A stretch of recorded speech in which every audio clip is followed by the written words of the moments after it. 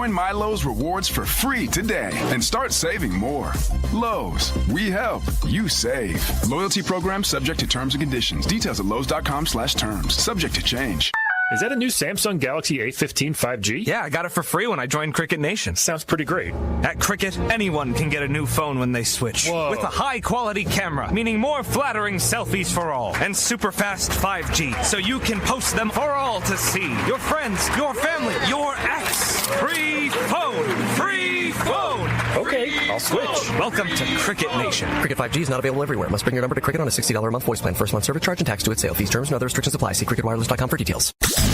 Giving you actionable insights and expert perspectives on daily sporting events. That's the official line. In plain English, we're in the business of creating winners. We also call it the winning edge. This is the SportsGrid Radio Network.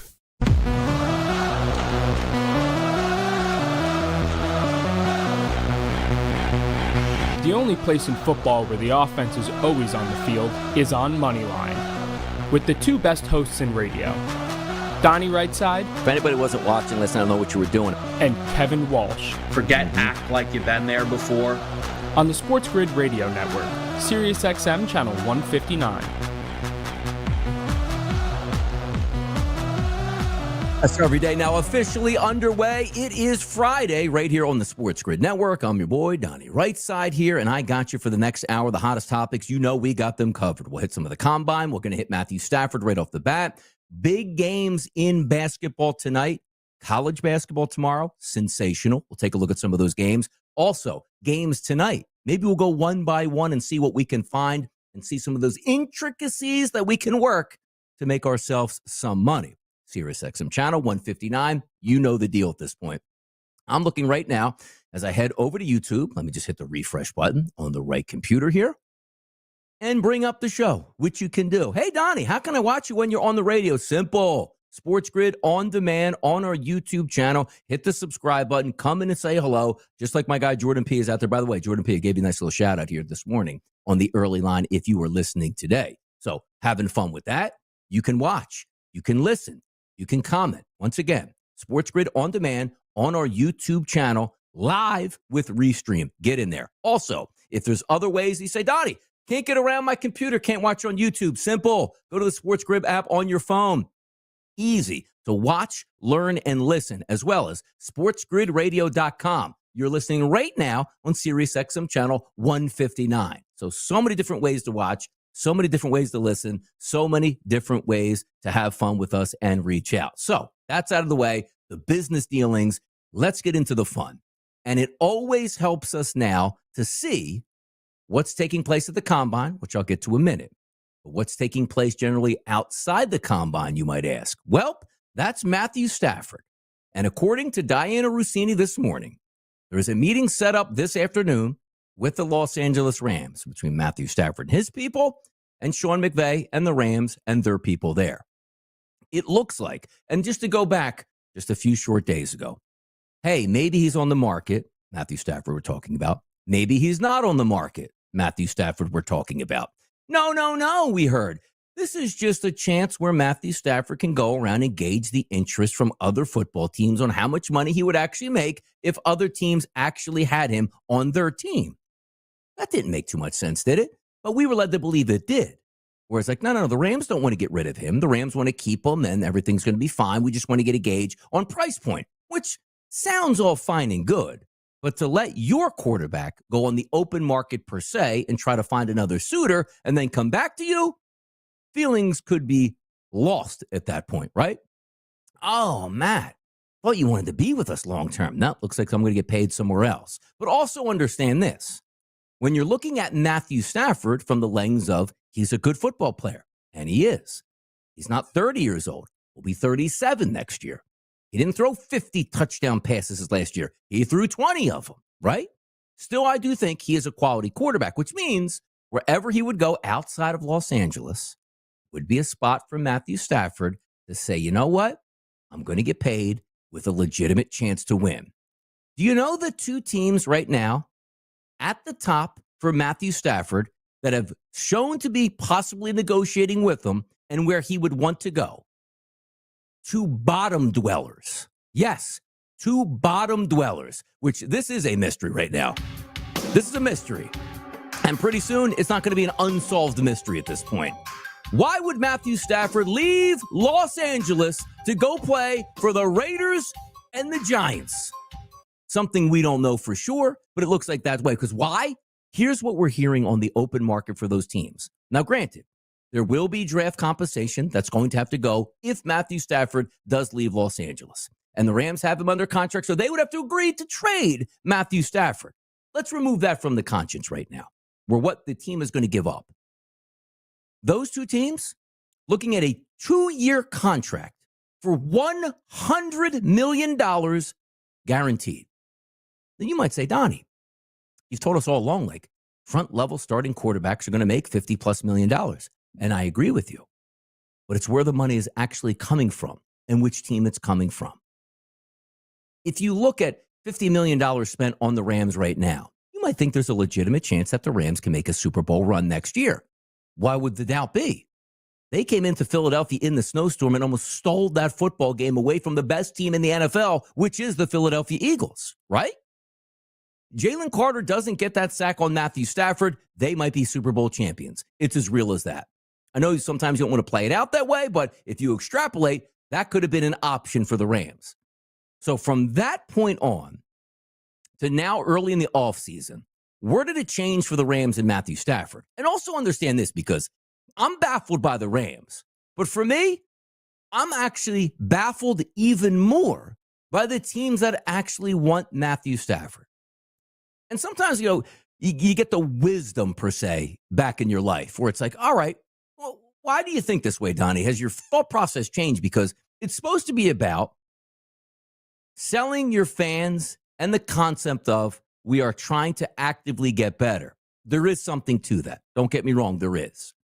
But from me going from a fan, let's just say, in my mid-20s to now in my mid-40s, where me as a football fan, I'm an Eagles fan. I've seen 2 Super Bowls since now 2017 season, and it's great where the opinion changes on what you actually want out of your football team. It's been a long time since the Raiders won a world championship. Like, I don't know, when was it? 83? Just going off the top of my head. Like a Marcus Allen team from the early 80s, I believe. They haven't won since then. Now you take a look at the New York Giants, who do have a couple Super Bowl trophies, but now going on over a decade since the last time they've won a trophy.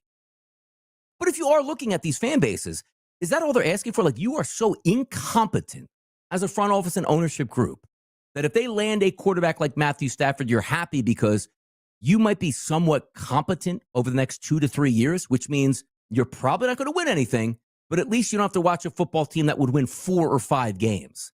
See, I don't buy into that script anymore at my age. You are either on a path to winning a championship or you're not. There's no in between anymore. If you are the New York Giants with a high draft pick and you desperately need a quarterback, and yet you're going to give up draft compensation on your woeful, inept, non-talentless offense and defense to get Matthew Stafford to get pummeled behind that offensive line and spend $50 million per year on that quarterback. And then when he's done, let's just say at age 40, and keep in mind, where has this ever worked out all that much outside of Tom Brady, the best quarterback in the history of the sport, going down to Tampa Bay and having a couple good years? Aging quarterbacks on new rosters at big money, they usually don't work out. So if you're the Giants and you say, hey, man, we're going to win 9 games next year. Okay, let's just say you missed the playoffs. And the next year, hey, man, we're going to win 8 games. All right, just paid your quarterback $50 million, both those years, $100 million, got nothing out of it. And also, who was your quarterback after that? You don't have one. What a bad move for the New York Giants. Conversely, Las Vegas Raiders, a team that hired Pete Carroll in the offseason, which I liked. All right. It's been around winning organizations, got a Super Bowl championship, had, great success in college. Perfect steward at an older age to say, you know what? I'm going to get this team back in line so when the next coach comes in, they're really ready to win. Matthew Stafford going to Las Vegas for what? To go up against Patrick Mahomes and Andy Reid? To go up against Bo Nix and Sean Payton? To go up against Jim Harbaugh and Justin Herbert? What are we doing? Those two teams that are looking to give $100 million to a quarterback who have zero shot to win anything. Complete ineptness. Stupidity at the highest levels, but what do you expect from two really bad organizations in the NFL? The Giants and the Raiders. Come on now. Draft your quarterback. Enough said. It's Donnie Wright Side on a Friday, and I'll be right back.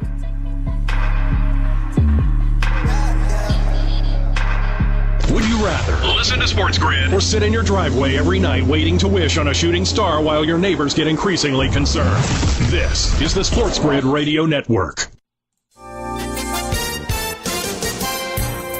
With the Sports Grid News Flash, I'm Trey Westerberg. This update brought to you by Cintas. A stabbing suspect on the University of Virginia campus was arrested Thursday, and one person was taken to a hospital in critical condition. Police on the Charlottesville campus sent out an emergency alert saying a suspect fled on foot. A short time later, police say the male suspect was taken into custody and that a shelter in place had been lifted. One person was taken to UVA Health University Medical Center. They were in critical condition as of Thursday night. Federal prosecutors have charged a woman in connection with a string of vandalism against a Colorado Tesla dealership. These incidents included Molotov cocktails being thrown at vehicles and the words Nazi cars spray painted on the building, along with a message that appeared directed at company co-founder Elon Musk. Lucy Grace Nelson appeared in federal court in Denver Thursday after being arrested on a single federal charge of malicious destruction of property.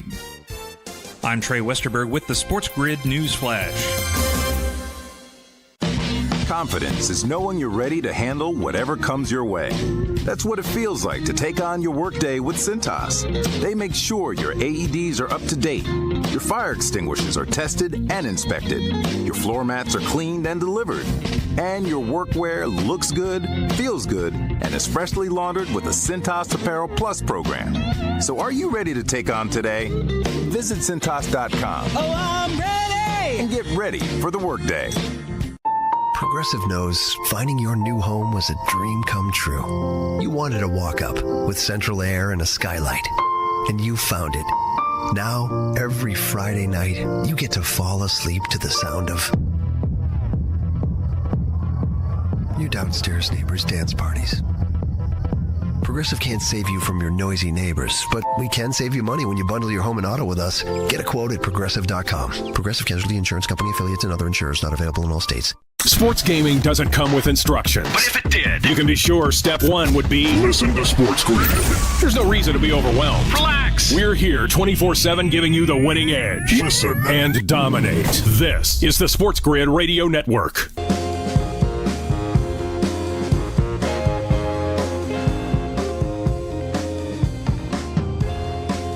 Right back at it. I guess you could say it's a football Friday here on the Sports Grid Network, right? Because you have the Combine going on, which never ceases to amaze me, the people that actually get excited by it. But you know what else you can get excited to tomorrow? It's March 1st tomorrow. And if anybody knows this song, P. Diddy and the Family remixed this up from David Bowie. Let's dance. Get your dancing shoes on. Because this weekend, the Atlantic Sun gets underway with their conference tournament. This Sunday, March 2nd, we're underway.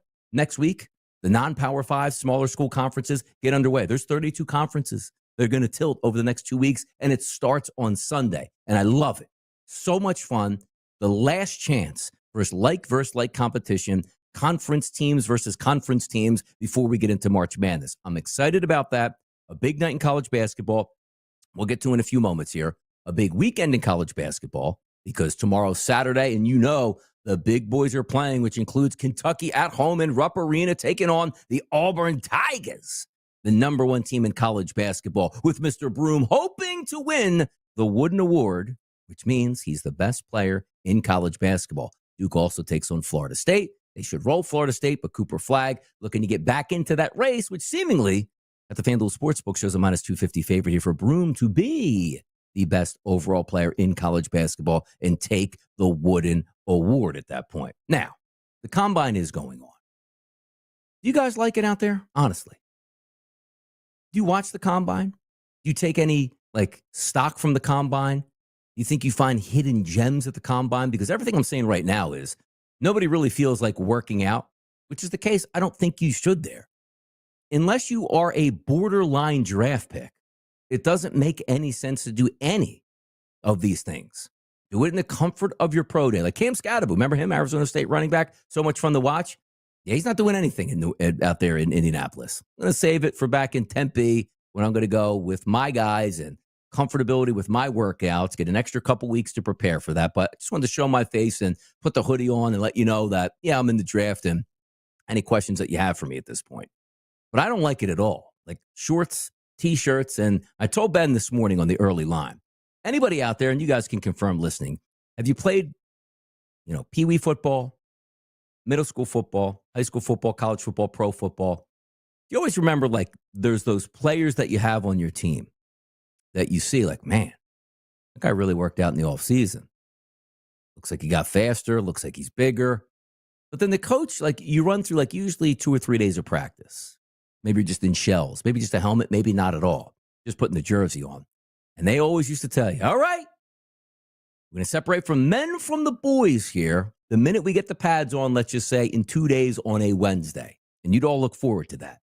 Because the guys that could catch the football, run the football, make plays, boy, it changed once those pads got on.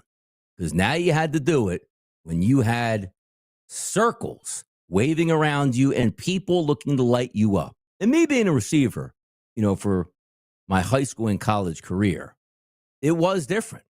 You could run in 7-on-7s and go over the middle because I didn't play in the time frame that you're talking about now. I played where in practice, I got helmets, crown of helmets, stuffed into my jaw repeatedly. Same thing in the game. Good, clean hit. Try to knock me out. That's the way it was. So when you were running 7-on-7s in just shells, which means just a helmet, maybe a jersey, oh, it's easy going over the middle. Oh, you want to run that 10-yard dig route right across the linebacker's face in the zone where they're sitting on you? No problem. They can't touch you.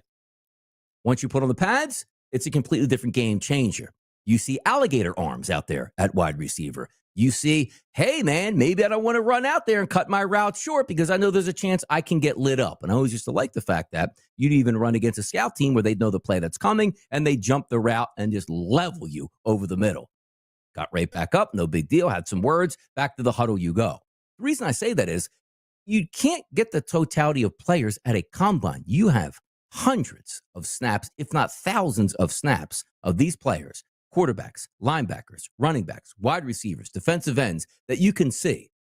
No way my general manager would be out in Indianapolis going, you know what? Just saw Cam Scattaboo run the 3-cone drill. Now I'm going to make him a draft pick for me when I didn't know if I was going to do that. Or how about Isaiah Bond, right? Wide receiver here for Texas. He says he's actually going to break Xavier Worthy's 40-yard dash record. Says he plans to run a 4.2, possibly a 4.1. Now, if he runs that, does that mean you like him better than what you saw on tape? Nonsense. How about an offensive line? Hey, look at that. He benched, 225, 36 times. I think I'll take him now. But didn't you watch him on tape? Could he run block? Does he pass block? Is he great at being a pulling guard? Is he a tackle that has movement? Could he be a center that can really swing out and pick up that blitz on the opposite side of the formation, if you call it? That's what you look forward to. That's what you do here at the Combine. The one thing I do like about the Combine is all teams are centralized in one location. I don't care about, Cam Ward getting up to the press conference. I'm like, hey, what do you think? Oh, I'm not going to work out. All right. What teams do you talk to? All of them. How's your offseason going? Great. How did you like it at Miami? Fantastic. All right. Thanks for your time, Cam. Like, I don't care about that at all. But I do like the information that comes out because it's a lot like the owners' meetings that we talk about where, again, all the owners and general managers in the same spot. That's when deals come into fruition. That's when trades get talked about, and away you go with that. Because there are some interesting things in the NFL that are being talked about right now. Like, will Myles Garrett get traded? Myles Garrett says, you know what? Trade me. And if you don't, I'm not even looking towards an extension here with you at any point. Money's not going to make me happy in Cleveland. Well, maybe you can get in that general manager's ear and you can start that conversation of maybe he is going to be put up for sale and how much you would pay for him in the way of draft compensation. You also have other things like, all right, well, the Kansas City Chiefs slapping the franchise tag on Trey Smith. Or how about Travis Kelce just coming back into the fold and say, I'm going to play in 2025. But all the eyes are going to focus, and a lot of things are actually going to change because as we talked about to open the show, Matthew Stafford of the Rams, if by the end of the day, it's not of the Rams, that's going to change a lot of landscapes on teams that maybe the Raiders wanted to trade up and get a quarterback, who if they have Stafford won't do that. Same thing with the New York Giants and Matthew Stafford if they trade for him or don't. Are they back in it? Do they trade up in the draft to get to 1 or 2 to try to get a quarterback? So many dominoes will fall, and hopefully, as Diana Rossini says today, they're meeting in person out in L.A. Maybe that changes things. I want to get to some college basketball next. Let's get after it right here on Moneyline.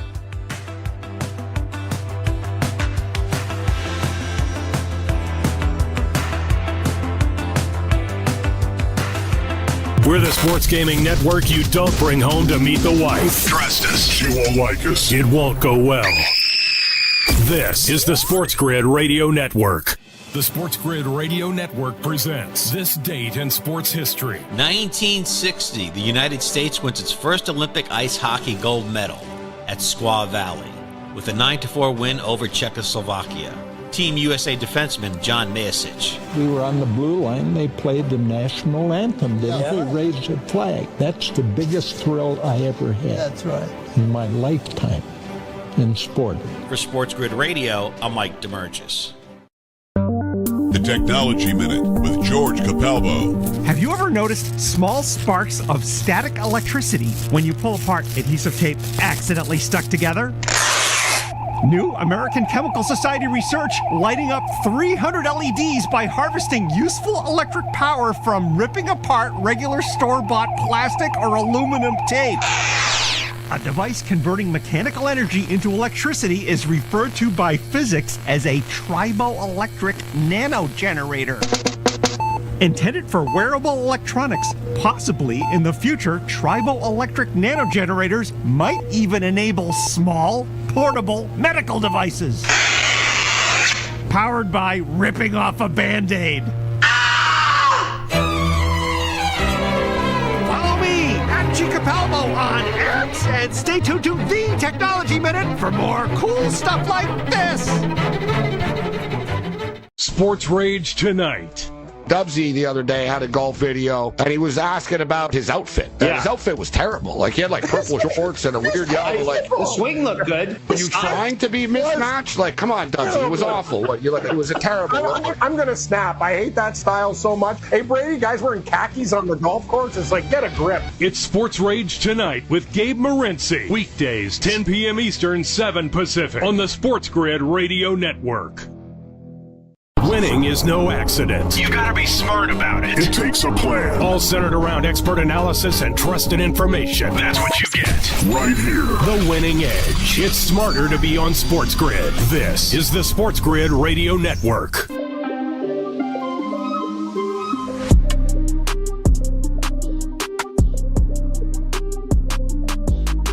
Right back at it, Moneyline here on a solo mission. It's a Friday on the SportsGrid Network. Big basketball weekend, too, so I did want to touch on some NBA yesterday. We sometimes have been having a good week here in the NBA. Yesterday really wasn't the case. I thought the Nuggets would be able to handle the Bucks. They didn't. They lost that game outright, 121-112. I thought the Magic and the Warriors would stay under their total of 212.5. Steph Curry drops 56 points in that game, 121-115 final. The Warriors win that. Also, taking a look at the one game I did get right was the Pelicans getting a handful of points against the Phoenix Suns. They beat them outright. They're going to play again tonight, which we'll get to in just a few moments. And the Lakers and Timberwolves thought that game would go over the total. He had a game with Anthony Richardson that he ends up getting tossed, only ends up with 12 total shots. And the Lakers win that 111-102. LeBron James, 33, 17, and 6 as a 40-year-old. Doesn't make any sense. And a lot of people out there, just hanging. He ain't just hanging on. He's one of the best players in the NBA. He's 40 years old. He's been playing in the NBA since he was a teenager. That is absolutely outrageous. The numbers that he is piling up, I don't know if anybody is going to be able to cross over those, because who is going to want to play that long? And also, who can play that long at such an elite level? It is a rarity in professional sports, and LeBron James certainly beating father time right now. What does he play? 45, 46 years old? I mean, really? Like, how long does LeBron James actually want to play? Well, guess we're going to find out to see where it goes. But tonight, a lot of interesting games on the card. If we are lining up, maybe the biggest game of the night, one of the biggest in the NBA season so far, the Cleveland Cavaliers and the Boston Celtics. 5:33, 5:34 on the rotation, 7:30 tip time from Boston. This line opened up at FanDuel in New Jersey at a -3.5-point favorite towards the Boston Celtics. That line across the board right now, guys, -2.5. A total, which opened up 231.5. Now up to 233.5, so expected some points here. when you look at the anticipated starting lineup between these two, it's as talented as you can get, and everybody is healthy. Drew Holiday, Derek White, Jaylen Brown, Jason Tatum, and Kristaps Porzingis for the Boston Celtics. Garland, Mitchell, Strus, Mobley, and Allen for the Cavaliers. Two really good teams. But I got to tell you, I actually don't agree with the line movement in this game from 3.5 to 2.5. And you know me. I've been a big proponent here this year of the Cleveland Cavaliers. Great basketball team. Going to be the top seed in the East with a legitimate chance to take down the Boston Celtics and get to the NBA Finals. And the record says they're going to hang in there. If you look at this line, that's a stone cold line for the Cleveland Cavaliers. So typically you would find me backing the Cleveland Cavaliers in this spot. But tonight, I'm not doing that. It's the Boston Celtics tonight. That 3.5 down to 2.5, I'll take the discount.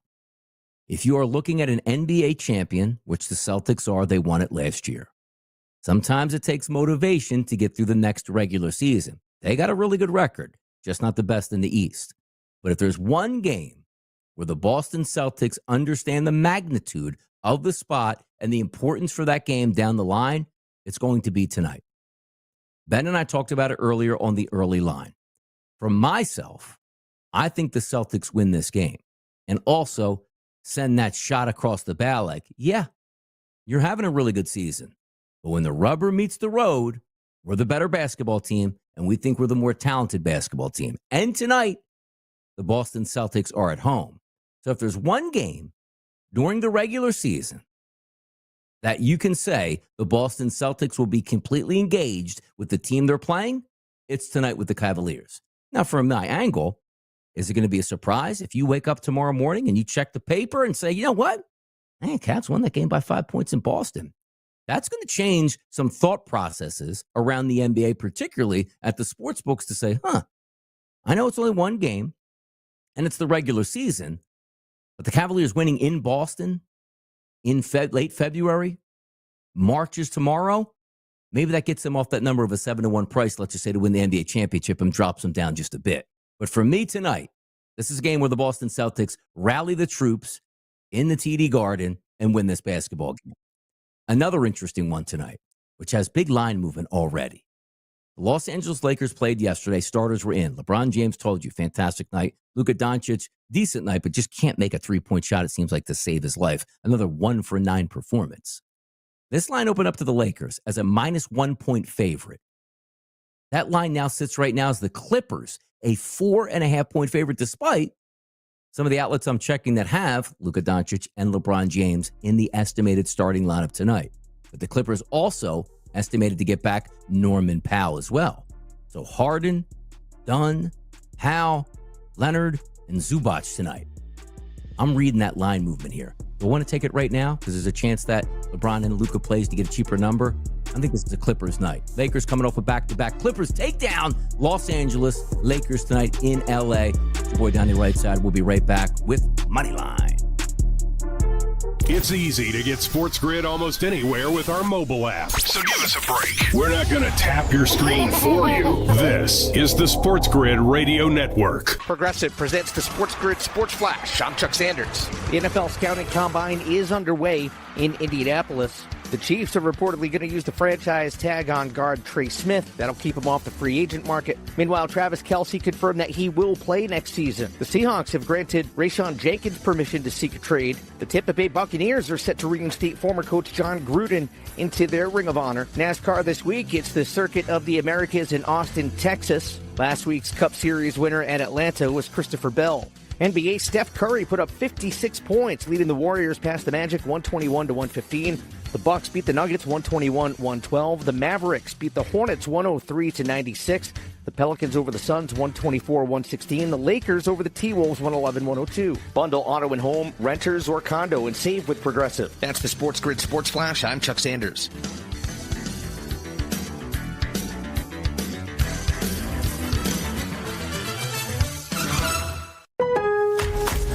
Lowe's Lowe's knows how to help you get the most out of your store run. That's why members save more with My Lowe's Rewards. Earn points towards My Lowe's money on eligible purchases. Get access to member-only deals and free member gifts. Plus, unlock free standard shipping when you reach Silver Key status. So what are you waiting for? Join for free today. Lowe's. We help. You save. Loyalty program subject to terms and conditions. Details at lowes.com/terms. Subject to change. Dell Technologies is celebrating with anniversary savings on their most popular tech. For a limited time only, save on select next-gen PCs like the XPS 16, powered by Intel Core Ultra processors and more. Plus, curate your dream setup with great deals on select monitors, mice, and more must-have electronics and accessories. When you shop online at Dell.com/deals, you'll have access to leading-edge technology to match your forward-thinking spirit and free shipping on everything. Again, that's Dell.com/deals. Don't be that guy. You know the kind. They're superstitious, carry good luck charms, and have extravagant rituals to win.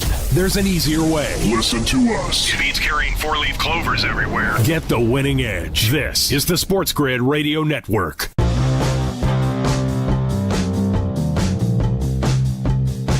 Moneyline on a Friday, last day of February 2025. Tomorrow, March Madness starts Sunday.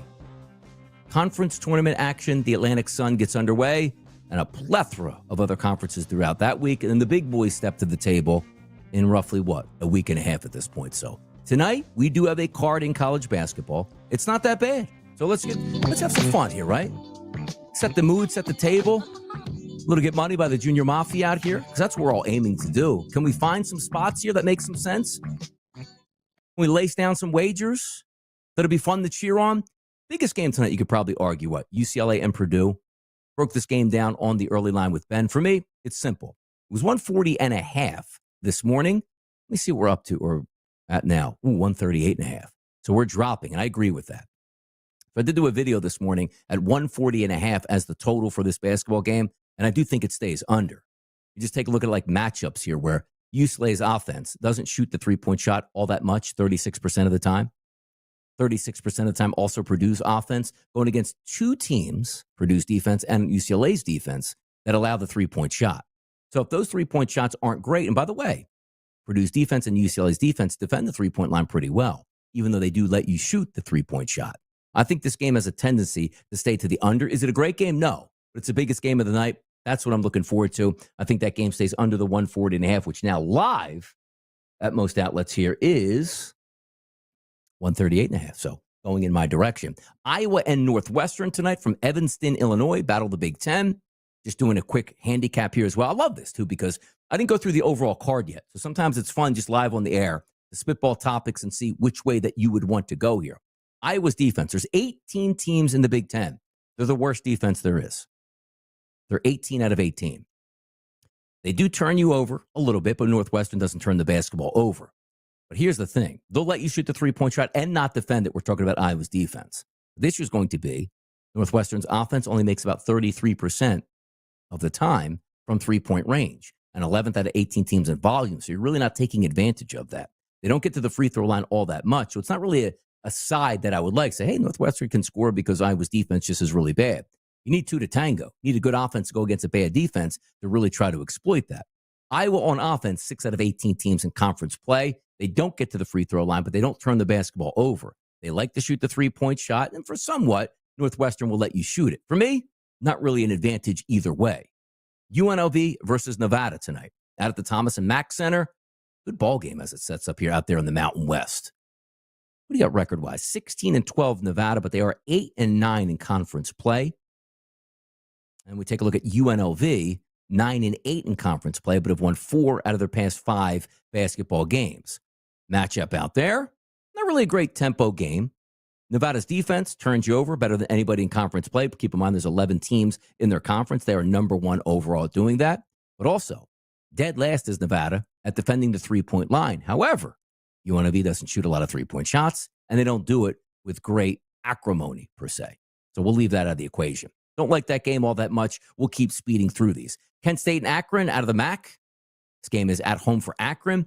Here's some of the concepts that we like here. Number 1 most efficient offense in MAC play. That is Akron. Number 1 most efficient defense in MAC play. That's Kent State. How about that? You take a look at getting to the free throw line, which Akron doesn't do, 12th out of 12 teams. So they're going to be relying on what? The three-point shot. Kent State defends the three-point shot pretty well, and Kent State does foul. But how about this?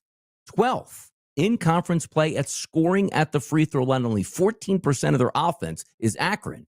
Kent State, however, gives up 24% of their points from the free throw line. So if you're shooting a lot of three-point shots, how are you actually getting to the free throw line? So for me, this matchup is, yes, Akron can overwhelm at the three-point line and win that game. They're at home. But if the three-point shot isn't going down, how are we actually going to get to the free throw line if we don't really go inside? And also, 11th most stingy team inside the arc, that is Kent State's defense. That's why they're number one. But if we flip it over to the other side, Akron's got the best offense in conference and the second best defense in conference play. They play great defense as well. So Kent State, Akron, for me, probably would be a lean towards the under, but not necessarily loving that play at all. James Madison and Texas State tonight doing battle in the Sun Belt Conference. Last game of the season for these two before they get into their conference tournaments. Let's see here, going over, don't really like to shoot the three-point shot. Texas State's defense is really bad at this point. So again, not really much to play with. We're not getting the cream of the crop tonight, but still getting some decent conference level. Now, sometimes you know me. Instead of looking at the better basketball games of the day, I sort of tilt towards the bottom of that card because I like to play mismatches. Give me a really good offense against a bad defense. Give me a really good defense against a bad offense and see how you can exploit that. Arkansas State's offense, number one in conference play out of 14 teams here in the Sun Belt. So that's already a good start. How about ULM's defense? 12th out of 14 teams. Okay, we got something we could start off with. ULM's defense doesn't really turn you over. Arkansas State is very good with the basketball. Arkansas State's offense, their game plan isn't necessarily get to the free throw line, and ULM doesn't foul. Okay. Arkansas State's offense is a very good rebounding offense against a not-so-good rebounding defense. Okay. Let's start to play this out. Arkansas State from the three-point line tonight. They shoot about 34% of this team, which isn't terrible. It's not great. But fifth in conference play at launching from the three-point line against a team that's second to last in allowing you to shoot the three-point shot. So now we got an opening here for us, right? And they do play with some tempo. They do shoot 75% as a team from the free throw line. This game could make sense. And also understand this. Point distribution for Arkansas State on offense is number 3 out of 14 teams from the three-point line, which means they rely on the three-point shot. Number 2 out of 14 teams at point distribution at giving up points from the three-point line, that's ULM's defense. So right now, you hear the clicker? I'm going to go down and write down Arkansas State team total at this point. And if you're looking from the other direction where you say, you know what?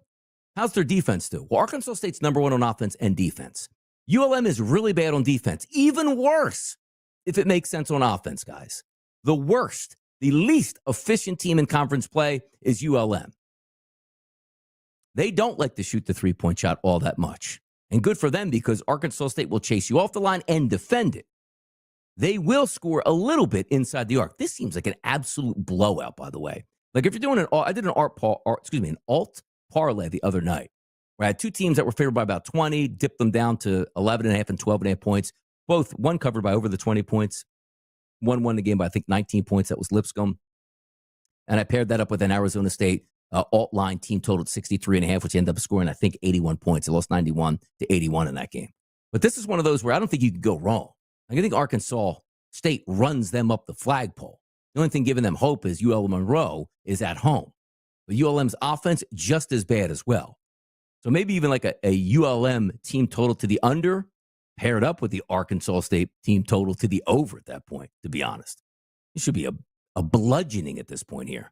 We keep looking down at the bottom of the standings, and again, same conference that will dip our toes into the water, Louisiana and South Alabama in the Sun Belt Conference. Not great basketball teams, but looks like we do have mismatches here. Louisiana's offense, much like ULM, terrible in conference play. 14 teams, they're 12th in efficiency here. They don't get to the free throw line. They don't shoot the three-point shot all that well, and they don't dominate from inside the paint. But if you look at South Alabama's offense, I always get a kick out of it. Their USA is the moniker that they go by. Decent team on offense, doesn't turn the basketball over, but does like to shoot the three-point shot. Third in conference play at volume. However, Louisiana's defense does defend it well. They don't necessarily chase you off of the three-point line, but is what it is. By the way, Southern Alabama's defense, they let you shoot more three-point shots against them than any other team in conference play, which is interesting, but not really a lifeline in that one here. So we'll continue down this handicapping path because I do want to take a look at tomorrow as well. But right now, maybe the blowout of all blowouts today, Arkansas State ULM. That's UL Monroe, people. A lot more to get to, a lot more fun to have. It's a Friday. Right here on the Sports Grid Network, I'm Donnie Rightside, working on a solo mission.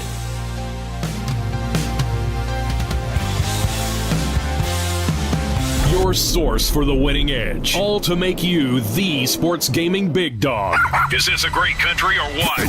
This is the Sports Grid Radio Network. Progressive presents the Sports Grid Sports Flash. I'm Chuck Sanders. Men's top 25, number 15 Michigan nipped Rutgers 84-82. Michigan and Michigan State are tied for the top spot in the Big Ten. Number 23, St. Mary's beat Loyola Marymount 58-55. The Gales already clinched their second consecutive outright regular season conference title in the West Coast with a win over Gonzaga last time out. Women's top 25 Thursday, number 1 Texas beat Mississippi State 68-64. Number 6 South Carolina scored a 75-59 win at Ole Miss. The teams are tied for the top spot in the SEC heading into the end of the regular season this Saturday. Elsewhere, in overtime, number 20 Alabama beat number 7 LSU 88-85. Bundle auto and home, renters or condo, and save with Progressive. That's the Sports Grid Sports Flash. I'm Chuck Sanders.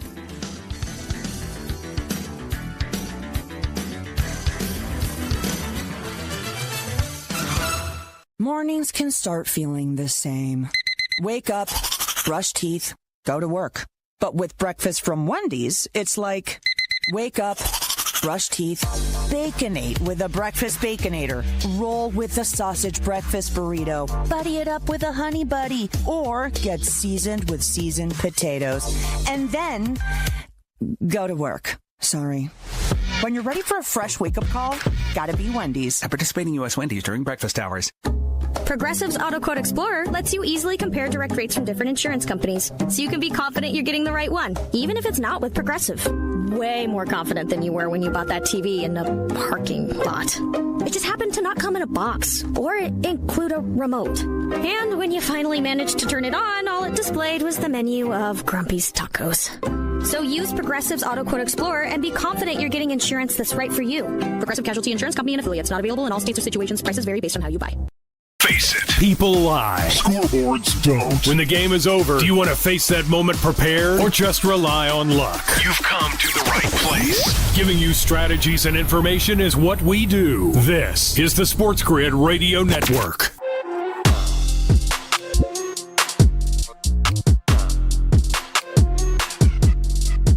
Who's having fun handicapping? Come on, it's Handicapping Friday right on the Sports Grid Network. It's what we do. Hot topics, handicapping, hand in hand. It's your boy Donnie Rightside here on a solo mission, the best hour of your day. Yeah, that's what we get down and have some business to do, even on a Friday when it's not an overall exciting card, because we're going to take a look at Saturday in just a few moments. Penn, Cornell, and the Ivy. Donnie, what are you talking about? Who's betting Penn, Cornell?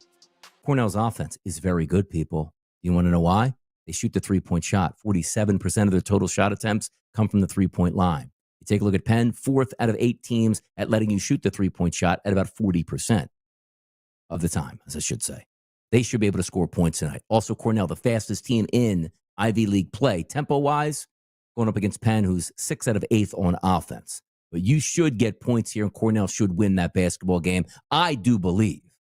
Now, can I see, are there any other higher-scoring anticipated games that we can show here? Well, look at Princeton. 79-76 is what Ken Palm is predicting here.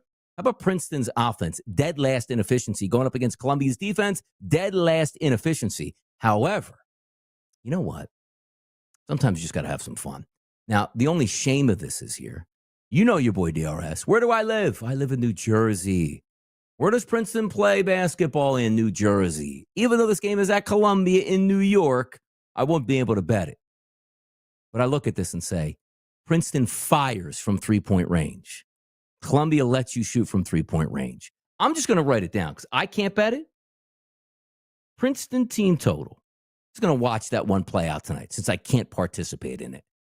Princeton's not all that fast because Princeton never is all that fast, but Columbia's offense is number 2 at average possession length on offense at only 16 seconds, where Princeton is close to 19. Princeton doesn't get to the free throw line. Princeton is just going to launch three-point shots all night long. By the way, they don't shoot it all that well at 32%. Let's see. Xavier Lee is a 35% three-point shooter. CJ Happy, what a great name right there. Doesn't shoot all that much, but he's at 33%. Caden Pierce is at 32%. Jackson Hickey, 34%. Blake Peters, 39%. That's a fun one to look at. All right, let's get to the main bag for tomorrow. We got a lot of good basketball games to take a look at. One in particular, 1 p.m. start tomorrow. Lexington, Kentucky, Rupp Arena, Auburn, and Kentucky. This should be great because you have one of the best offenses in college basketball, and actually the second best in terms of efficiency rating in the SEC, the Auburn Tigers. 16 teams are in the SEC. Kentucky, 14th overall in efficiency on defense. Auburn doesn't shoot the three-point shot all that much, but they do. They're effective at 36% as a team. 14th out of 16 teams at letting you shoot the three-point shot. That's Kentucky's defense. Kentucky plays with a lot of tempo. Auburn doesn't play with a ton of tempo, but boy, they can sizzle. You don't say, oh, let's slow it down. Look at their last couple games. 106 versus Mississippi, 82 versus Georgia.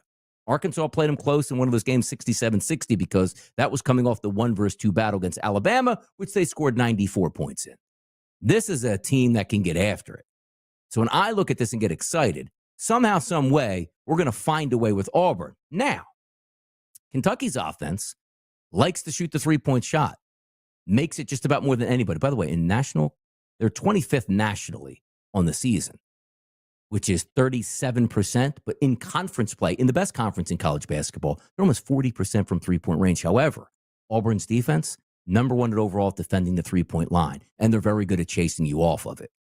So if we are looking today, I don't have the lines up, and maybe they're starting to filter out for tomorrow. Let me just check. They're probably out with the big games. Let's see. Auburn is a 5.5-point favorite over Kentucky tomorrow and a total of 167.5. Because I understand how packed Rupp Arena is going to be, but this is not a good matchup for Kentucky on offense. And usually say, like, hey, Kentucky's a good matchup for anybody, regardless of who they play anywhere. And normally I might agree, but tomorrow you're taking a look at an Auburn team that should be able to do what they want against Kentucky's defense. And number 2, Kentucky's offense, which is great, which is fluid. They don't match up all that well unless they just overpower Auburn from the three-point line, which based on the numbers, doesn't look like that's really the case. 27% are what teams shooting against Auburn from the three-point line on the season. Like if you go for all 360-plus NCAA college basketball teams, Auburn's 11th on defense at the three-point line. And then again, in SEC play, they're number 1 and even better than what they were in some of those out-of-conference games. That's really impressive. Keep going down the list. I mean, there are big game after big game tomorrow. Texas Tech and Kansas. I'm glad we're getting to this game today because I do have a little bit of an affinity for Texas Tech. They can make the three-point shot. Here's the problem. Kansas is very good on defense. Number 2 overall, and by the way, their effective field goal percentage on defense in conference play out of 16 teams is number 1. They get after it. They don't turn you over. That's probably their only deficit. But when you talk about shooting percentage, which Texas Tech loves the three-point shot, they'll let you shoot the three-point shot. But they defend it better than anybody in conference play at 29%. Inside the arc, they'll let you score a little bit, but they defend it better than anybody else at 46%. And they don't foul. So when I was breaking down Texas Tech a couple of times this week, they're very good, as we just said, at the three-point shot. Their best player from three-point range is Chance McMillan, who's missed the past couple games. If he does play tomorrow, because they didn't have it against Houston, they lost by 8 points. Didn't have it against West Virginia, they won by 22 points. This is a really good team. But I need as many daggers as I can get from three-point range, and he's one of those guys that is ultra efficient. Shoots 4, makes 2. Get the point? Like the kid can light it up from downtown. That's what I'm going to have my eye on right there. But if we're just looking overall at some of these numbers and statistics, Kansas defense is really good. And also, Texas Tech's defense. This is it. You know what? This is actually a spot that's starting to look forward towards Kansas for me. And I don't like Kansas all that much. But styles make fights, I always tell you guys. Kansas on offense doesn't really care about the three-point line. You know who's number one at chasing you off the three-point line? It's Texas Tech. So going inside, major advantage for Kansas. Let's see if I can quickly find what that spread is in that game tomorrow for Kansas. -3.5. It seems like a Kansas game, people. It does. It's your boy Donnie Right Side here. One more segment to go. Don't you go anywhere. Keep the dial right here on the Sports Grid Network, Sirius XM Channel 159.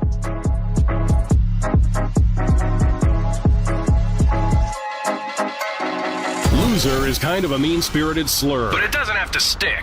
Tell them to listen to Sports Grid and fix it. No, thank you. Later. This is the Sports Grid Radio Network.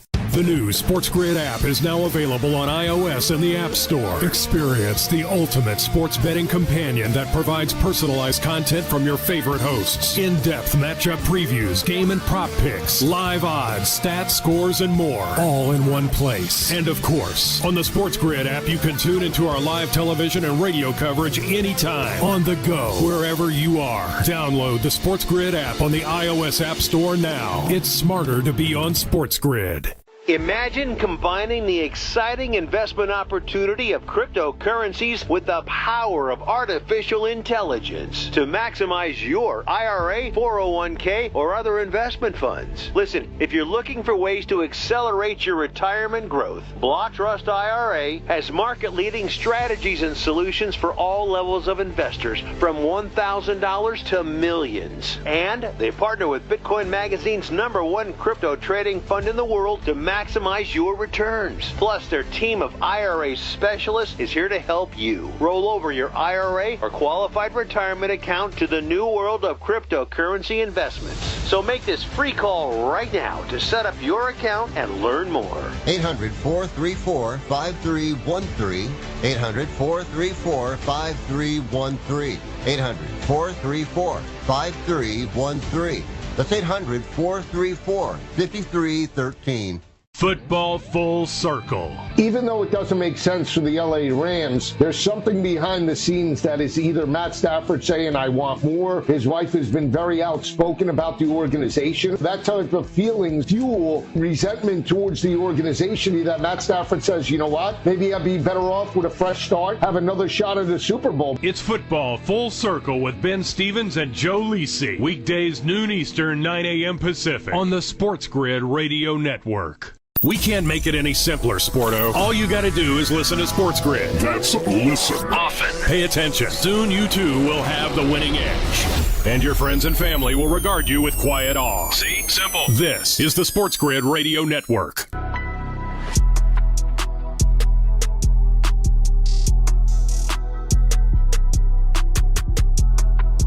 Got a hot topic that just popped up here I want to get to in just a few moments here in the NFL. But tomorrow, when we talk about smash jobs out there tomorrow night, right? Where it's like, that's Cal Fullerton versus UC San Diego. We're out on the West Coast. It's 10 p.m. tomorrow, like literally one of the last games of the day in the Big West Conference. Cal State Fullerton is absolutely abysmal.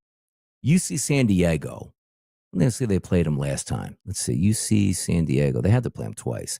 90 to 51.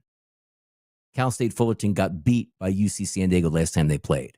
They're going to match up again tomorrow.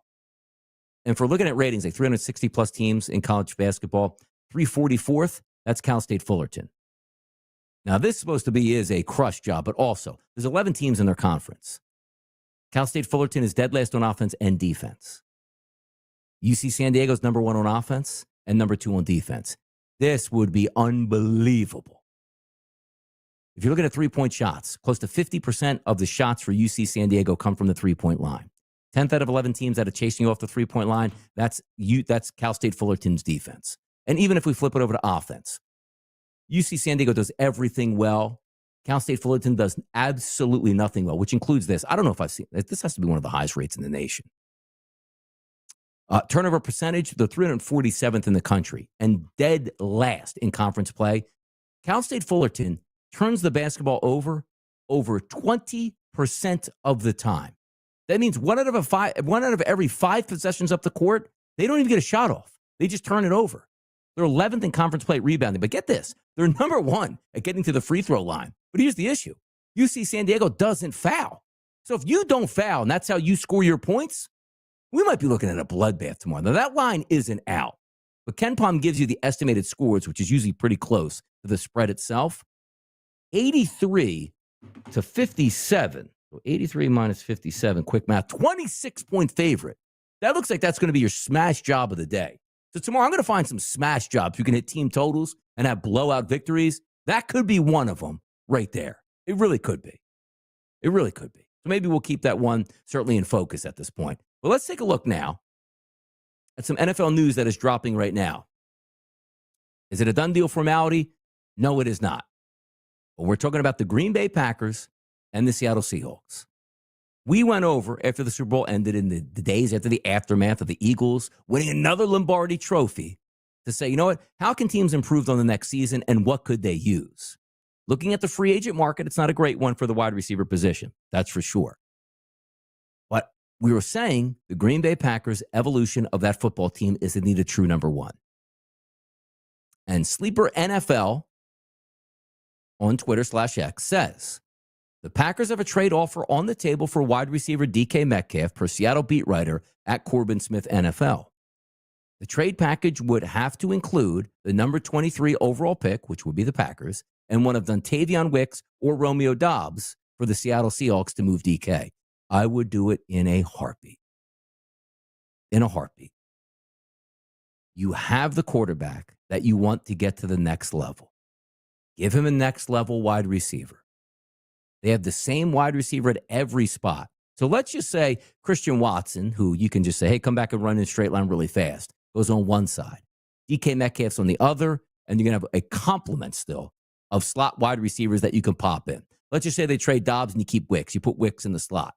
Super fast, super quick, decent tight ends, great running game, the perfect move for them.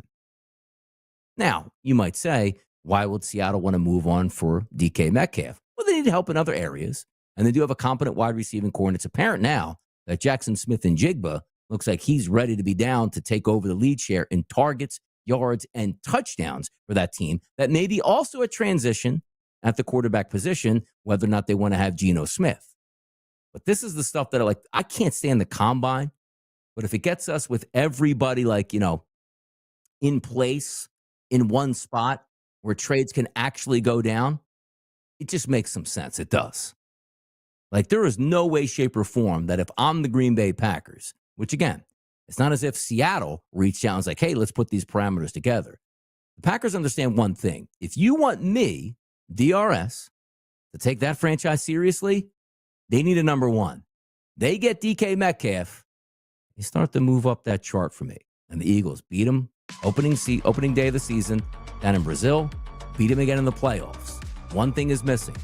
Dominant wide receiver on one side would be the perfect complement to that offense. That'll do it for the show today on a Friday. Basketball, looking forward to it tonight, looking forward to it tomorrow, and no doubt we'll be back on Monday. Chris behind the wheels of steel, it's your boy Donnie Rightside. Thanks for tuning in to the SportsGrid Network. See you Monday.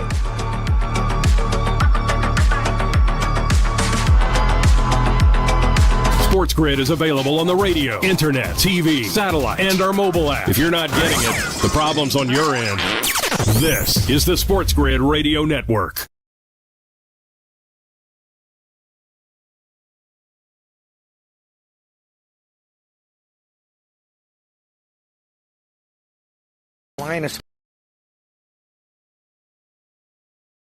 Are tied for the top spot in the SEC heading into the end of the regular season this Saturday. Elsewhere, in overtime, number 20 Alabama beat number 7 LSU 88-85. Men's top 25, number 15 Michigan nipped Rutgers 84-82. Michigan and Michigan State are tied for the top spot in the Big Ten. Number 23, St. Mary's beat Loyola Marymount 58-55. The Gales already clinched their second consecutive outright regular season conference title in the West Coast with a win over Gonzaga last time out. Bundle auto and home, renters, or condo and save with Progressive. That's the SportsGrid Sports Flash. I'm Chuck Sanders.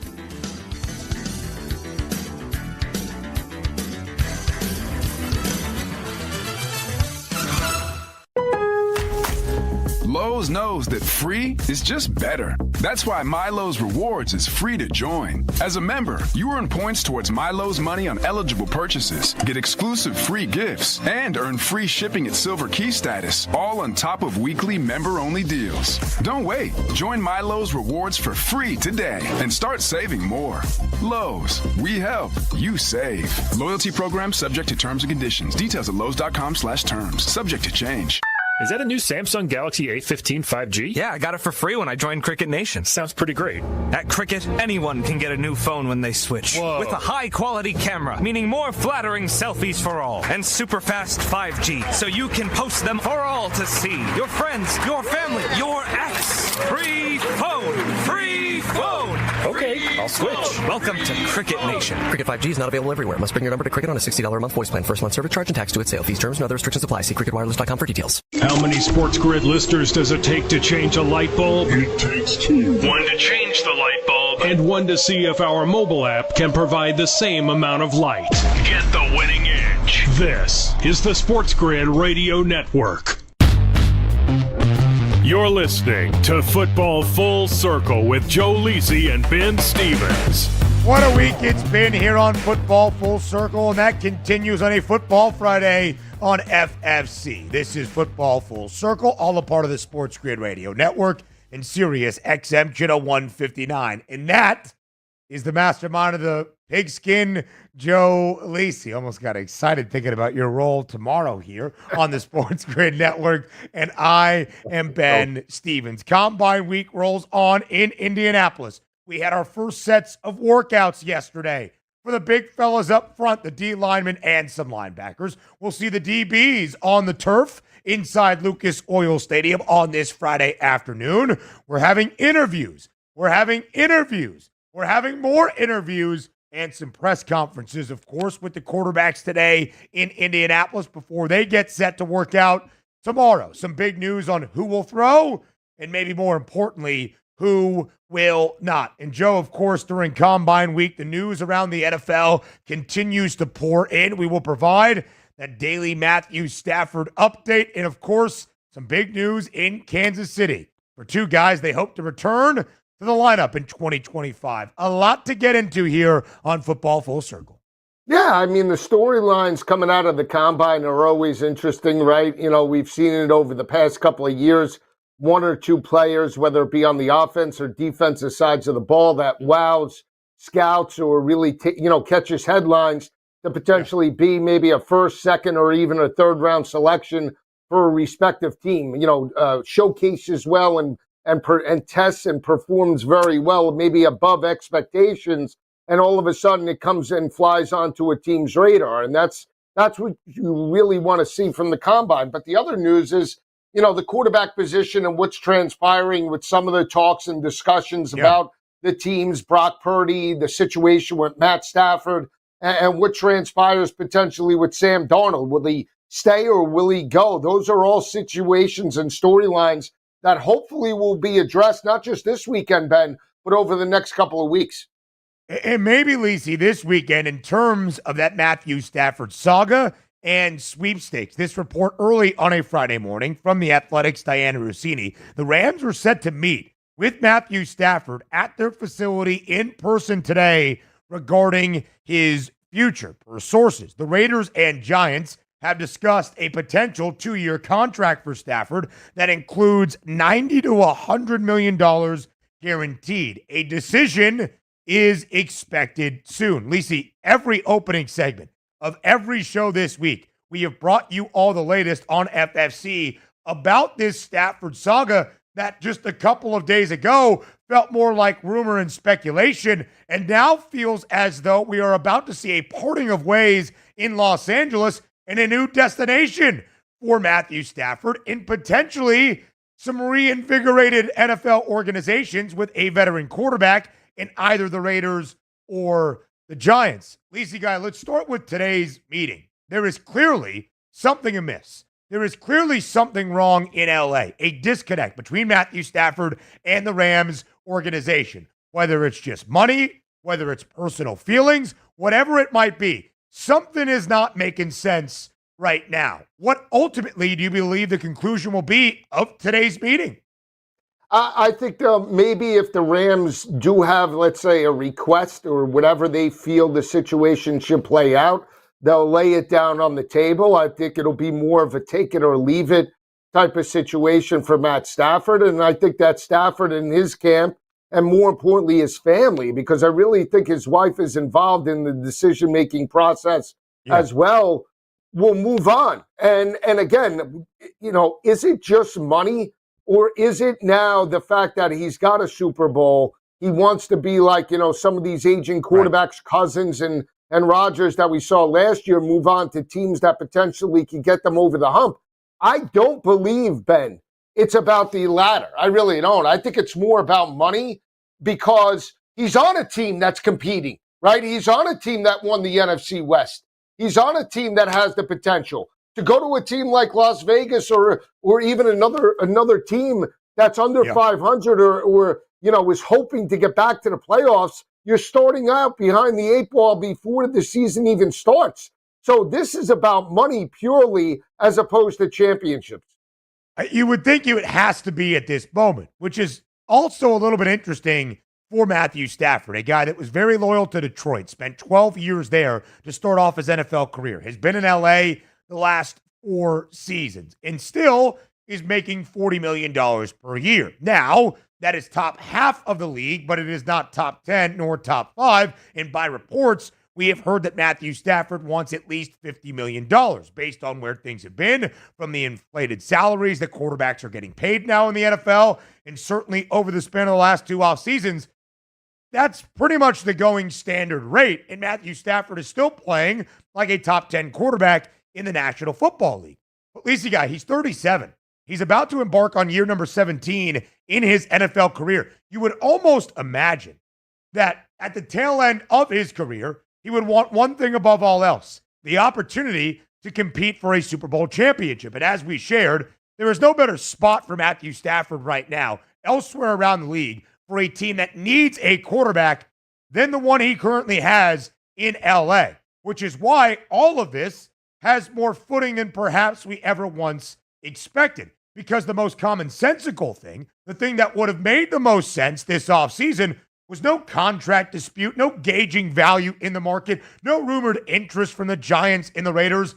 The Rams and Stafford coming to whatever agreement necessary to understand we've got a great young team in place. We have made the playoffs 2 consecutive years.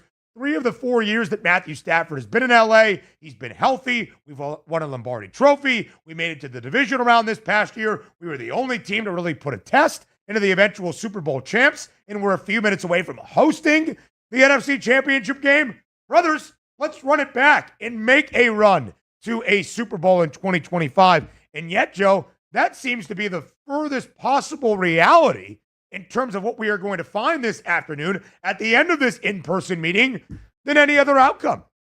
Yeah, it's going to be like, thanks for the Super Bowl a few years ago. We got it done. Sorry it couldn't work out, and let's both move on. And again, the Rams have already said, or at least that's what we've heard, that they're content with Jimmy Garoppolo. I don't believe that. I think they'd definitely be in the market for one of these other free agent quarterbacks or trade for one potentially. But again, it's just how it fell apart so quickly, right? We never heard last year throughout the run that they were looking to part ways with Matt Stafford. So I don't know, Ben. To be honest with you, the situation smells all around, and I'm sure both parties are to blame a little bit for where we are right now. And whoever gets Matt Stafford, he can get you over the hump. He can be that quarterback potentially, but it has to be the right situation. I don't think it's Las Vegas, and I certainly don't think it's the New York Giants. Right. And those are the 2 top teams potentially that are vying for Matt Stafford to be their quarterback in 25. So I just don't see it. And that's the next part of the conversation. As we talked about yesterday, Lisa Guy, the Super Bowl odds for these 3 teams in the Stafford sweepstakes. The Rams keeping him, the Giants, and the Raiders. The Rams' price to win Super Bowl 60 has moved back by $10 in the last 24 hours. 32-1 is now 42-1. I think that speaks to the issues that LA is having potentially in keeping Matthew Stafford. But the Raiders, Giants, and the Titans tied for the longest price all around the NFL, all at 200-1. Joe, even getting Matthew Stafford, that price is going to shorten for Las Vegas or New York. But to what? 175 to 1? 150 to 1? Matthew Stafford does not make either the Raiders or the Giants a playoff threat right away. No, but he might get them over their win total, and that's about it. But, these teams are in rebuilds. But that's about it for those teams. That's very far from what you would think Matthew Stafford desires in his final year or two in his football playing career. We'll continue to talk all of the NFL offseason news and notes next.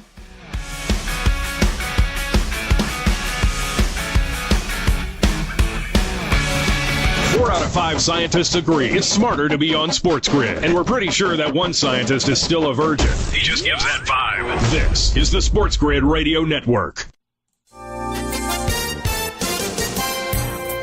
With the SportsGrid News Flash, I'm Trey Westerberg. This update brought to you by Cintas. A stabbing suspect on the University of Virginia campus was arrested Thursday, and one person was taken to a hospital in critical condition. Police on the Charlottesville campus sent out an emergency alert saying a suspect fled on foot. A short time later, police say the male suspect was taken into custody and that a shelter-in-place had been lifted. One person was taken to UVA Health University Medical Center. They were in critical condition as of Thursday night. Federal prosecutors have charged a woman in connection with a string of vandalism against a Colorado Tesla dealership. These incidents included Molotov cocktails being thrown at vehicles and the words Nazi cars spray painted on the building, along with a message that appeared directed at company co-founder Elon Musk. Lucy Grace Nelson appeared in federal court in Denver Thursday after being arrested on a single federal charge of malicious destruction of property. I'm Trey Westerberg with the SportsGrid News Flash. Confidence is knowing you're ready to handle whatever comes your way. That's what it feels like to take on your workday with Cintas. They make sure your AEDs are up to date, your fire extinguishers are tested and inspected, your floor mats are cleaned and delivered, and your workwear looks good, feels good, and is freshly laundered with the Cintas Apparel Plus program. So are you ready to take on today? Visit Cintas.com. Oh, I'm ready! And get ready for the workday. Progressive knows finding your new home was a dream come true. You wanted a walk-up with central air and a skylight, and you found it. Now, every Friday night, you get to fall asleep to the sound of your downstairs neighbors' dance parties. Progressive can't save you from your noisy neighbors, but we can save you money when you bundle your home and auto with us. Get a quote at Progressive.com. Progressive Casualty Insurance Company, affiliates, and other insurers not available in all states. There's something you should know and always remember. SportsGrid does not increase luck. We're your unfair advantage for the latest sports gaming information. If you're looking for luck, go find a horseshoe. This is the SportsGrid Radio Network. You're listening to Football Full Circle with Joe Lisi and Ben Stevens. Live right here on Football Full Circle. It is FFC. The Matthew Stafford saga and sweepstakes continues on this Friday. It's about 12:15 p.m. Eastern time here on the East Coast. Still early in the morning in Los Angeles. But Lisi, we've talked a lot about the source-offs that have happened this week in Indianapolis. I got my own sources. I got eyes on the prize in Los Angeles. In fact, in Woodland Hills, California, my father, Richard Stevens, his office overlooks the Rams practice facility. I already told him, listen, you see Stafford walk in, you let us know. We'll break news live right here on Football Full Circle. So Ricky Steve is hot on the case, just in case anything happens this afternoon. Only on SportsGrid. That's amazing. That is amazing. That is great. Boots on the ground for BSS. That is amazing. I always thought that DRS was the only one with boots on the ground. It must be an early line thing. Amazing. You're going to have your dad with the binoculars come out with Stafford and his wife? Only on SportsGrid. That's amazing. That's great. What do you think? Up the odds that really got me good. I didn't know. I saw your face perk up and get really excited, and I did not know what you were going to say in response. I'm sweating right now because I'm laughing so hard. Oh, that was good. That was very good. Take a moment. Wow, I don't. Keep talking. We are live on Football Full Circle as the sands fall down the hourglass. We are live for the NFL Combine taking place this weekend in Indianapolis. I am Joe Lisi. He is Ben Stevens. And this is Football Full Circle. All right. I think I'm okay. I think I'm back. That really got me good. I was not expecting that. Joe, we got confirmation yesterday from the source himself, Travis Kelce, that he is returning to the NFL in 2025, as we have shared a couple of times during Super Bowl week. Travis still said he had tread left on the tires. Then after KC's hunt for history came up short against the Eagles, he said he was going to kick the can down the road and take a lot of time to reflect. Brett Veach, GM in Kansas City this week in Indy at the Combine, said we anticipate Travis Kelce with us in 2025, fired up and ready to play some football. And Travis Kelce confirming yesterday he does not want to go out like that. He is back in 2025 with KC. Yeah, I mean, obviously, how we performed in the Super Bowl, you have a bad taste in your mouth and wants to, rectify that type of situation. Now, what does Travis Kelce bring to the table from a productivity standpoint and making a Super Bowl run? That's more of a locker room type of presence, right? I think it's, can he be the way Gronk was in Tampa Bay when they teamed up with Tom Brady to make that run against Kansas City? It's possible. But again, you see the big games down the stretch this year. And even though Travis Kelce had a great game against Houston, he really didn't step up in the others. And he was inconsistent. And when you're run blocking and everything else, your assignments start to slack. That's where you have to start to ask questions. Can he be the same type of player that we saw in critical situations to allow us to win, a 4 Super Bowls in the past 5 seasons? We'll see how that plays out. But again, from a locker room perspective, it's definitely an added addition to Pat Mahomes and the young players in that locker room. 35 years old is Travis Kelce. He just completed his 12th NFL season, although the production, Joe, has slipped a little bit based on his record-setting standards as one of the greatest tight ends to play the game in the last 2 years. He has still been a Pro Bowler each of the past 2 seasons, 10 consecutive Pro Bowl seasons. In the first 8 before 2023 and 24, he made it to the AP All-Pro first team in half of those years, 4 of the last 7 prior to 2023. So he is still one of the most productive players ever. And Joe, we've said this a few times. Travis Kelce still the only Chief this year with more than 100 targets for Patrick Mahomes. Still that top target in KC. Had a great playoff game, as he often did in the opening game they had in the divisional round against Houston, and then kind of tailed off. Hard to really judge anybody in Super Bowl 59 from a production standpoint outside of Mahomes and that O-line, of course, with how the game played out. Other news for Kansas City, though, they have placed the franchise tag on right guard Trey Smith, who just completed his 4th year in the NFL, his first Pro Bowl season in 2024. One of the more consistent factors, Joe, of that KC O-line this year. His contract was coming up. The Chiefs have tagged him to the tune of $23.4 million, but based on their cap space limitations, really KC tagging him not to pay him more than $23 million this year, but to work on that long-term extension that, of course, would be more favorable to the cap and still give Trey Smith what he is worth as one of the best right guards in all of the NFL. And they need him to compete this year. So franchising him, they are a much better football team with Trey Smith in that lineup than without him. So again, when you talk about how inconsistent the rushing attack was down the stretch, especially in the Super Bowl, and you think about how Pat Mahomes needs to be protected, you want to have veteran offensive line help and depth, right? So this is a huge signing, or not signing, but franchise type of move that helps the team not just this year, but down the road and keeps them in the lineup for potentially in the next 3 to 5 seasons. That's what you want. You want to have continuity, right? You want to have continuity on the offensive line. You want to have continuity, especially on the defensive side of the ball as well. But you have to protect Pat Mahomes. That was the glaring issue in the Super Bowl loss to Philadelphia. Yeah, absolutely so, Joe. And thus you would think it's a point of emphasis, maybe the main point of emphasis for the Chiefs this offseason, bolstering that O-line. You had Joe Thuney Flex out from left guard to left tackle, not his natural position. They have to address the left tackle spot because the interior, when all fully healthy, that would be Trey Smith, Creed Humphrey as the center, and Joe Thuney, as good as you will find in the NFL. When they lost in Super Bowl 55 to Tom Brady and the Buccaneers, of course, they went back to the drawing board, bolstered up that O-line. We would expect that to be the case for Kansas City once again. A tag on Trey Smith, but the hope is to work in a long-term deal. 9 guys tagged last year. 8 of those 9 agreed to a long-term contract extension. News from Indianapolis at the Combine up next.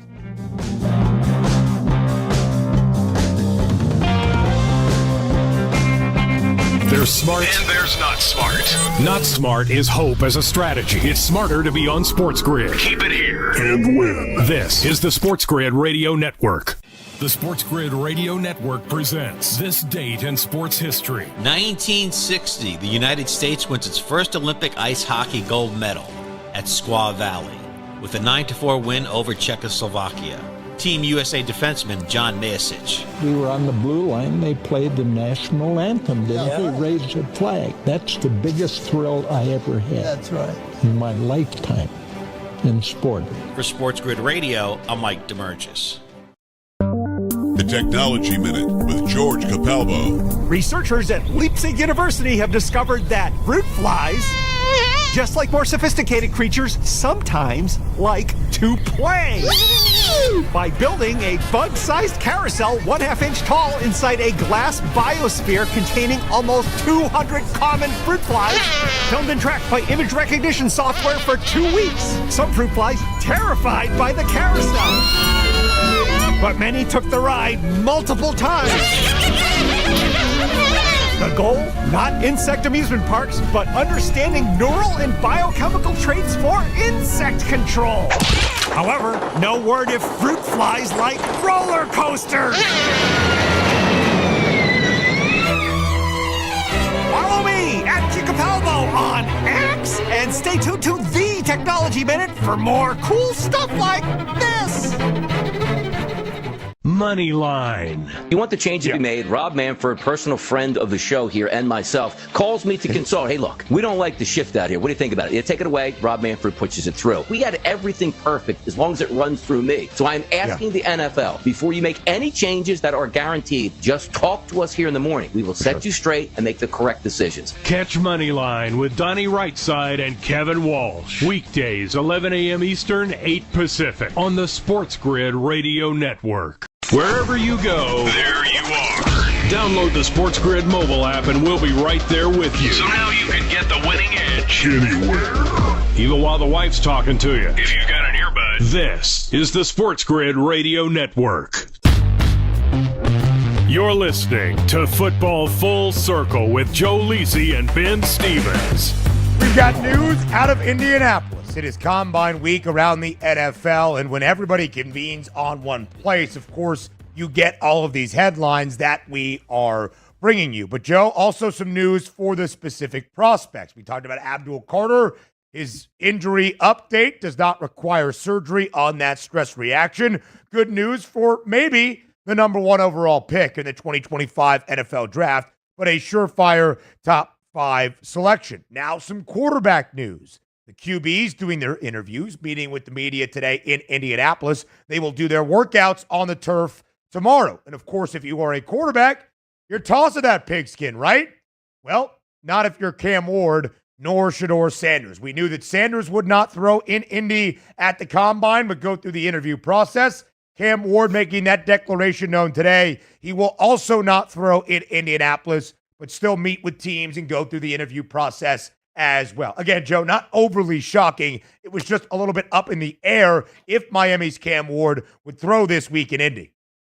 Yeah, I mean, there's no reason for him to, right? He solidified himself as the top overall selection. It's sort of similar to what we saw Caleb Williams in last year. I don't think it's as glaring in terms of, the movement from 1 to 2 because, Jaden Daniels couldn't close the gap, right? I do feel like there is a small window potentially for Cam Ward to maybe, relinquish the number 1 overall slot. But at the end of the day, we know it's him and Shedeur Sanders and everybody else. Yeah. That's the bottom line. There is a significant drop-off when you look at the productivity and you just look at the next level it factor. It's Shedeur, it's Cam. And again, how they handle the interviews, I think, is just as big as how they perform throwing the football. Yeah, there's no doubt about that, Joe. I think it's also a really good point, right? You want to hear what these guys' mantra is. You want to know what their mentality is all about, how they process, how they prepare, how they get ready to play the most important position in sports, certainly in football.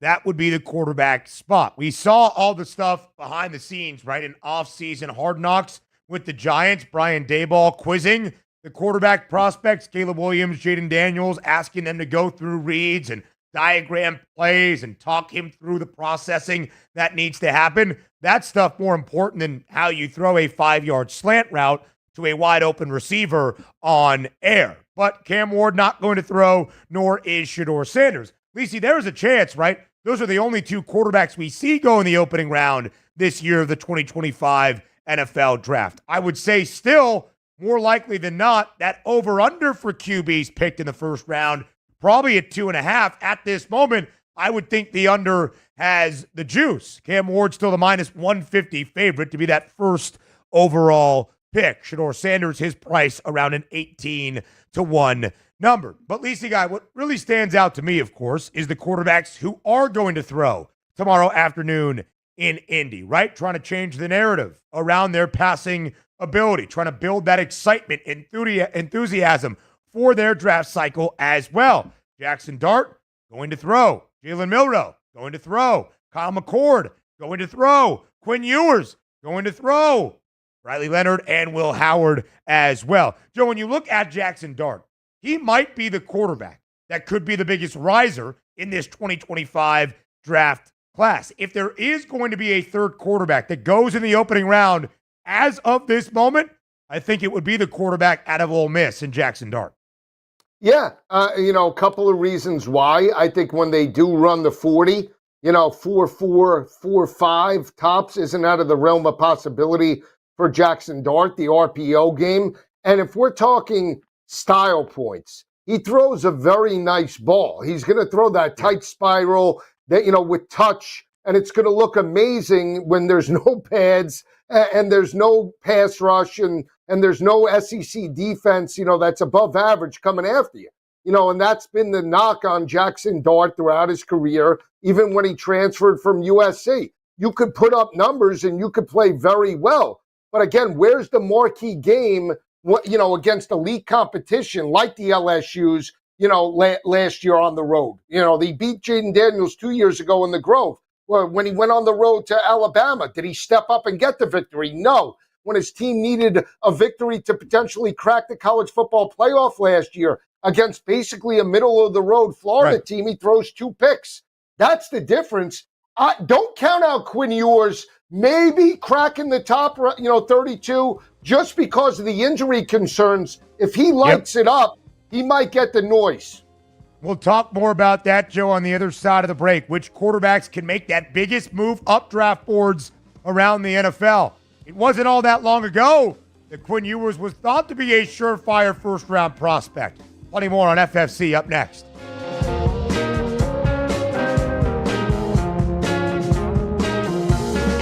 The winning edge. You've got it. But not everybody has it, because not everybody listens to us. But we're working on that. This is the SportsGrid Radio Network. Progressive presents the SportsGrid Sports Flash. I'm Chuck Sanders. Men's top 25, number 15, Michigan nipped Rutgers 84-82. Michigan and Michigan State are tied for the top spot in the Big Ten. Number 23, St. Mary's beat Loyola Marymount 58-55. The Gales already clinched their second consecutive outright regular season conference title in the West Coast with a win over Gonzaga last time out. Women's top 25 Thursday, number 1, Texas beat Mississippi State 68-64. Number 6, South Carolina scored a 75-59 win at Ole Miss. The teams are tied for the top spot in the SEC heading into the end of the regular season this Saturday. Elsewhere, in overtime, number 20 Alabama beat number 7 LSU 88-85. Bundle auto and home, renters, or condo and save with Progressive. That's the SportsGrid Sports Flash. I'm Chuck Sanders.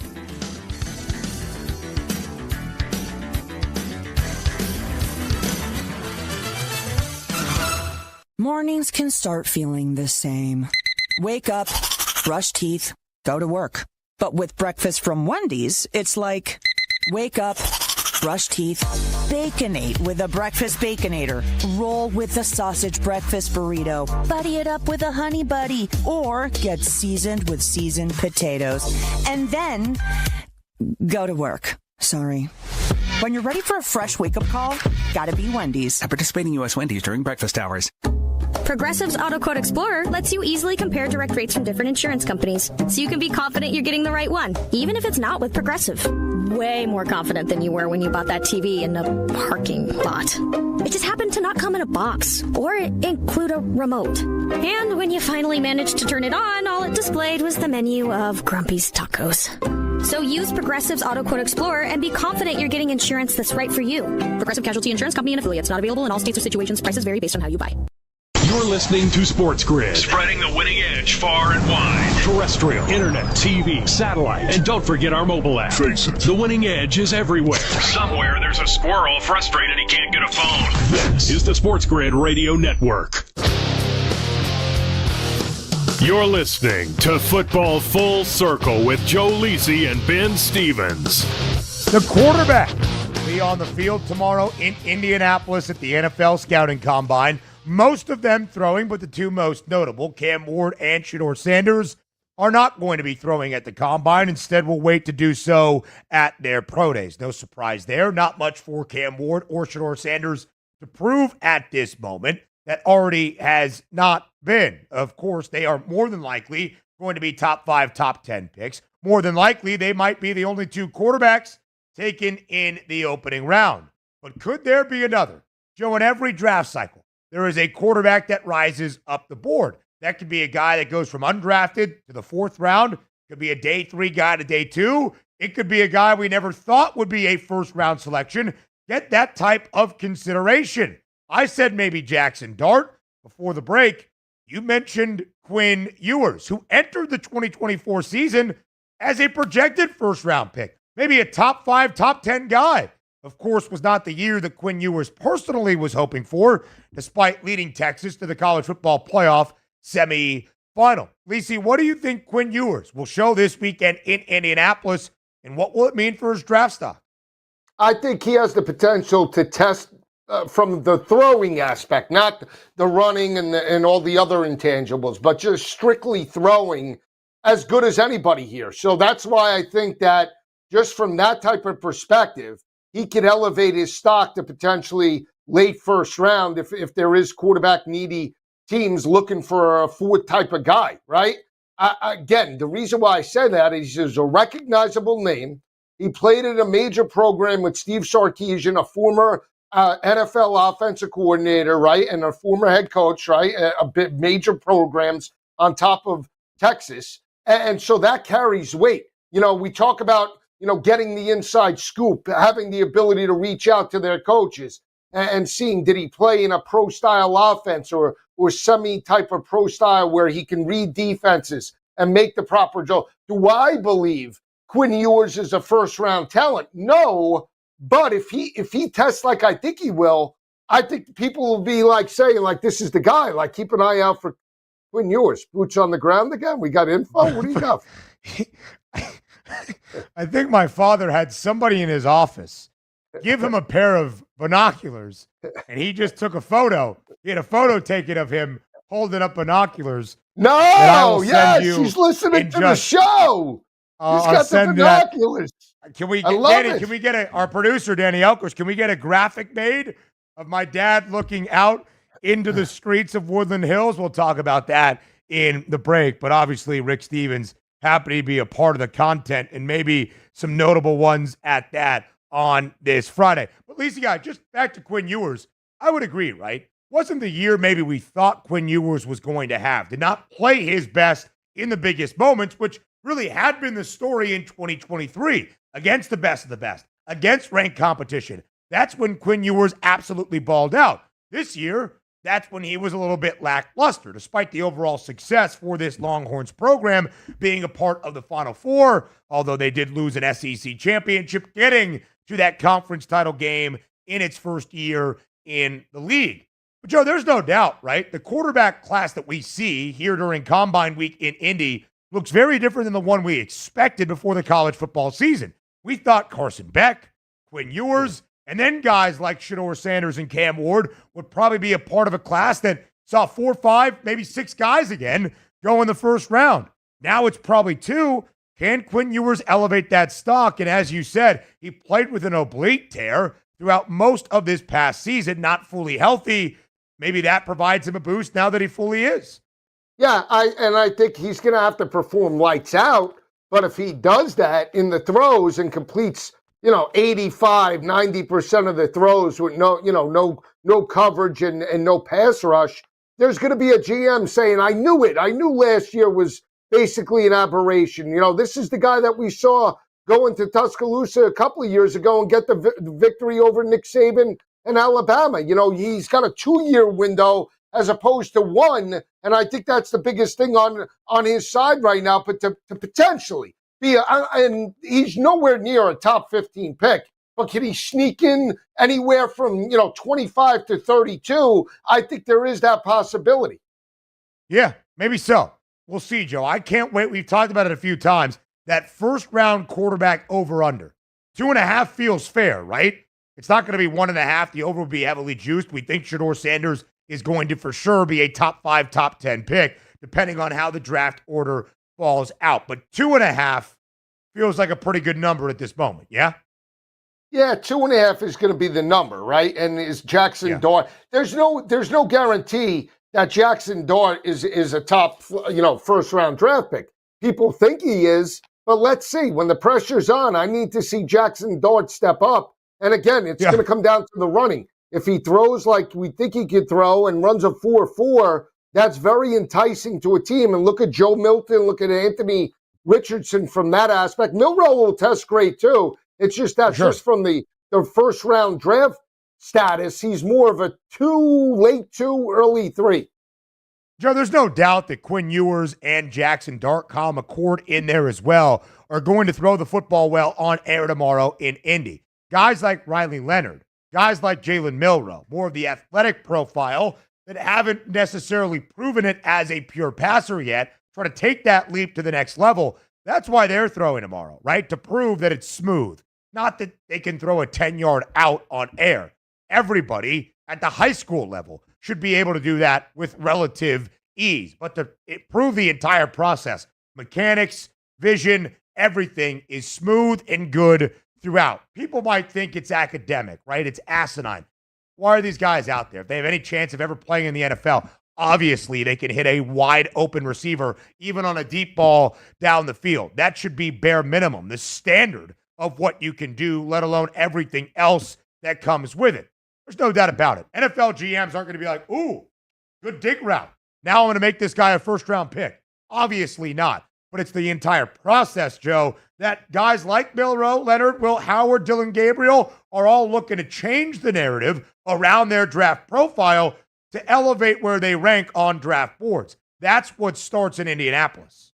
Yeah, what starts in Indy can either make or break you. For Cam Ward and Shedeur Sanders, it can break them if they throw, right? They can only go down because they're top 2 quarterbacks. For the other guys, the ability to throw can catapult you potentially a round higher or maybe into the first round. And that's what Jackson Dart and I believe Quinn Ewers have in front of them, perform at an elite level with just the skills. And we could blow right into this where a team says it's too good to pass up, and we get 5 years with a rookie guy like Brock Purdy. Now we could develop that on the next level. For sure, right? And that has been a huge benefit for San Francisco. Brock Purdy's discount on his rookie deal as the final pick of the 2022 NFL Draft. If you can hit a day 2, day 3 gem, man, that really benefits you at the quarterback position, the most expensive spot in the sport, on a discount, and then you can pay everybody else. That is a part of the valuation this week and tomorrow, of course, in Indianapolis. Former teammate of both Jalen Milroe and Quinn Ewers this last year in Texas, Isaiah Bond, Joe, taking a couple of shots at a guy that also went to Texas. He didn't play with Xavier Worthy at UT, but still not a shot, but just saying that, hey, listen, I'm a speedster too. I'm going to break Xavier Worthy's 40-yard dash record that was set last year at 4.21 seconds. We appreciate the bravado. Will it be done? It might be. I think he's plus 310 in some books to do that. Let me just say this about Isaiah Bond. He should worry about the cinder blocks on his arms right now because he can't catch a pass. Okay, worry about that, Isaiah. You can run like the wind, baby, but catch a football because you got 2 cinder blocks on both of those arms that allowed you not to step up in the college football playoff. Yeah, that sounds like a man that lost a couple of wagers on Bond versus Arizona State or Ohio State. More on Football Full Circle comes your way next.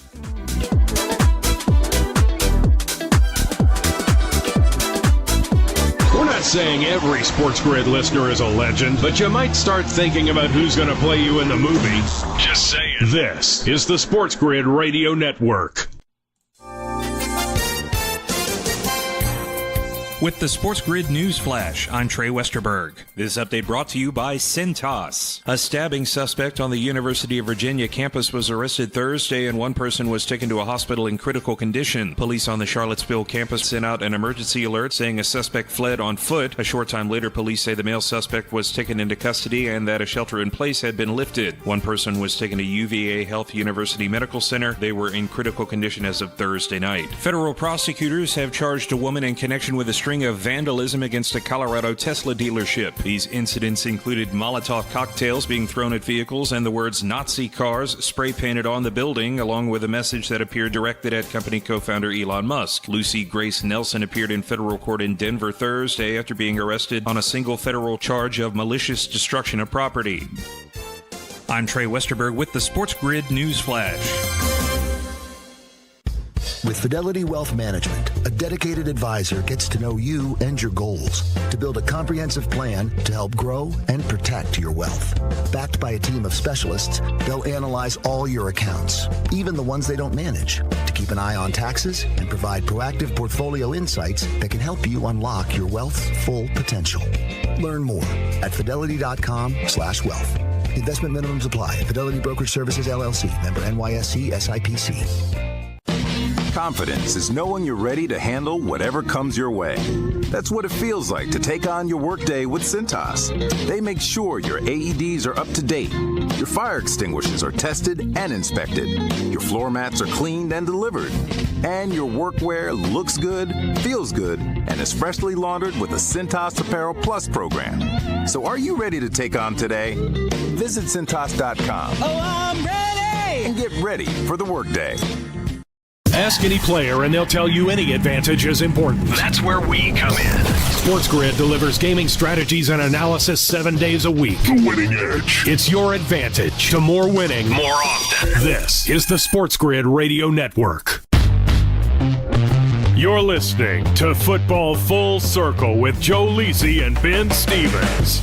Live right here on Football Full Circle, it is FFC. We talked about Isaiah Bond. The wide receivers will be on the field going through their workouts and such tomorrow as well. Today, it's the DBs and the tight ends. And Joe, of course, that includes reigning Heisman winner in Travis Hunter. We mentioned what he said yesterday when NFL teams have asked him about how he sees himself in the NFL, or when he is told by NFL clubs, nobody's been able to do what you did at the collegiate level.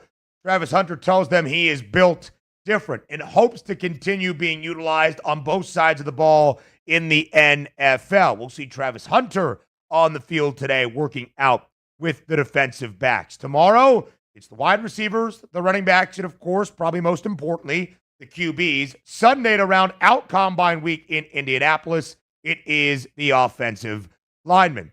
Lisa, guys, some news out of the, not NFL, technically it's actually out of college football.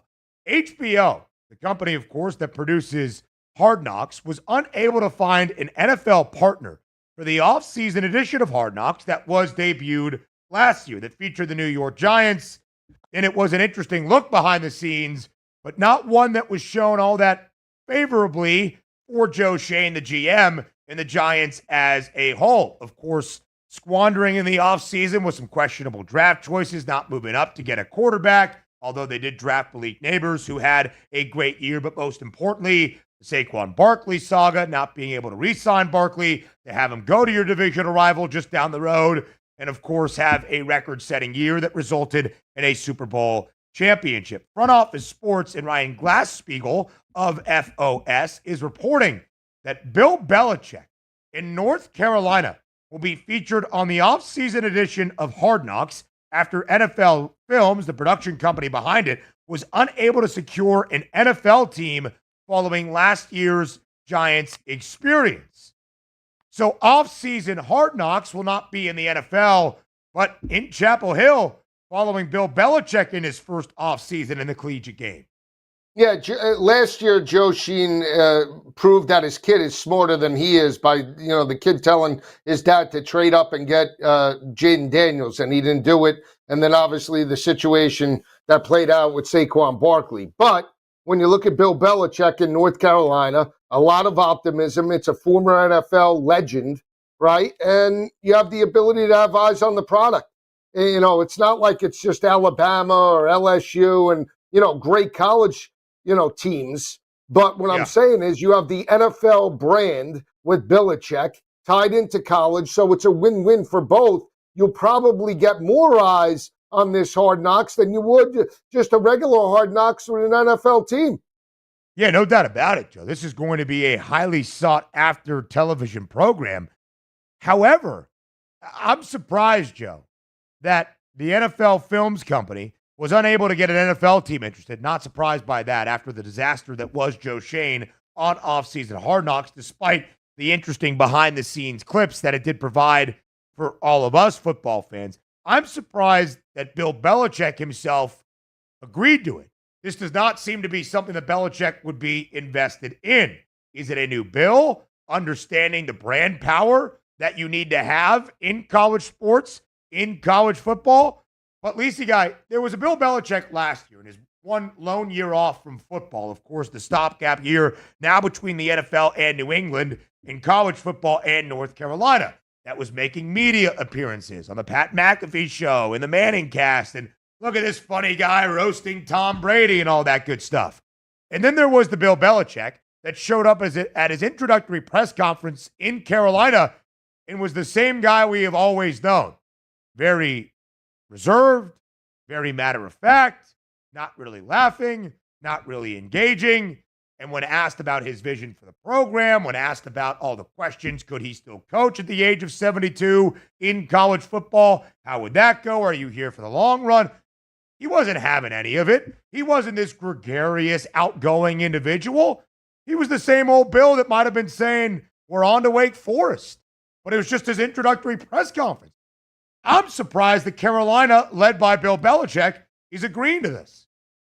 Well, he's a younger guy now. I mean, he's in the spotlight for many reasons. That's what it is. It's about the exposure. It's about brand recognition. And think about this. If you are building a college program, if you have a firsthand look about how things are going to be done, then that it's appealing to recruits to potentially move on there and cultivate their talents to become, national champions, but more importantly, to be NFL pros and first-round draft picks. So if they get an inside glimpse and maybe they do have preconceived notions, that changes when you watch a series play out and you build some sort of, I want to say, not synergy, but you not kinship, but you build that bond that maybe you wouldn't have if you just go on a regular recruiting trip. And I think that's the appeal from Lombardi and Bill Belichick as well, to get players in the door.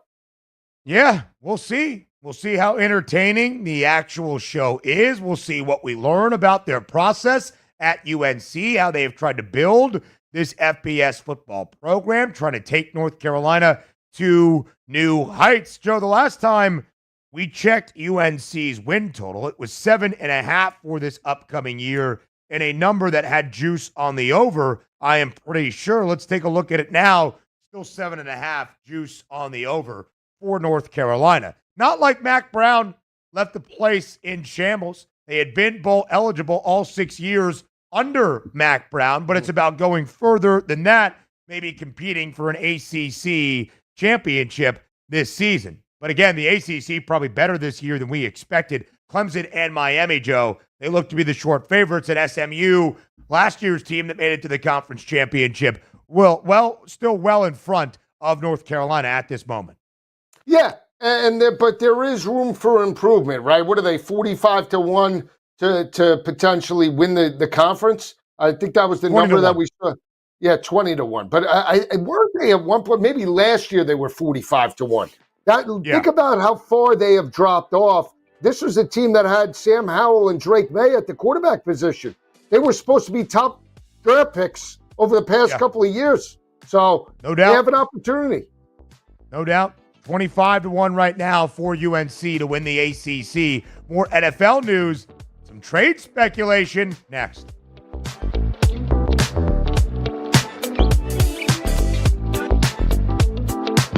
Luck is winning the lottery. Strategy is settling your divorce before cashing in the ticket. It's smarter to be on SportsGrid. Get the winning edge. This is the SportsGrid Radio Network. SportsGrid TV and radio networks are the premier streaming video and audio channels dedicated to serving the sports wagering audience. Found on major smart TV platforms and streaming on SportsGrid Radio and Sirius XM Channel 159. SportsGrid's real-time data, expert commentary, and entertaining analysis transform viewers into informed sports enthusiasts. Our weekday radio lineup begins with the early line at 8 a.m. Eastern with Ben Stevens and Donnie Rightside. Donnie joins Kevin Walsh on Moneyline at 11 a.m. Eastern, followed by Football Full Circle at noon Eastern. Kaplan and crew join the party at 1 p.m. Eastern, and Pharrell Coast to Coast keeps things rolling from 3 to 6 p.m. Eastern. Get in the mix with Kevin Walsh and Game Time Decisions at 6 p.m. Eastern. Evenings simmer with Carver and Lisi, then boils over with Gabe Moritzi on Sports Rage Late Night at 10 p.m. Eastern. To find out where to find SportsGrid that's best for you, go to sportsgrid.com. It's smarter to be on SportsGrid. Imagine combining the exciting investment opportunity of cryptocurrencies with the power of artificial intelligence to maximize your IRA, 401k, or other investment funds. Listen, if you're looking for ways to accelerate your retirement growth, Block Trust IRA has market-leading strategies and solutions for all levels of investors, from $1,000 to millions. And they partner with Bitcoin Magazine's #1 crypto trading fund in the world to maximize your returns. Plus, their team of IRA specialists is here to help you roll over your IRA or qualified retirement account to the new world of cryptocurrency investments. So make this free call right now to set up your account and learn more. 800-434-5313. 800-434-5313. 800-434-5313. That's 800-434-5313. Think of us as your cool roommate that has this innate gift of somehow always picking winners and never bugs you about doing the dishes or paying rent. Sports gaming strategies and information 24/7. Get the winning edge. This is the SportsGrid Radio Network. You're listening to Football Full Circle with Joe Lisi and Ben Stevens. Combine week in Indianapolis, there's always headlines, right? We have seen a source-off that almost led to a fisticuffs inside a coffee shop. We have heard from the prospects. We have seen the headlines. We have done the medical evals. The guys now starting to work out. And when you have all of the NFL organizations, Joe, and all those front offices and head coach in same places, they start to talk. They start asking, hey, what do you got here? Who do you like there? What's the depth chart looking like? What's the plan for the offseason? So on and so forth. Well, according to Corbin K. Smith, who covers the Seahawks in Seattle for Emerald City Spectrum, all Seattle news, all the time, he tweeted out, Joe, that hearing through multiple sources that the Seahawks have spoken with a couple of teams about DK Metcalf's availability this week in Indy. As GM John Schneider has pointed out before, simply talking to another team doesn't mean a trade is imminent, but worth keeping an eye on.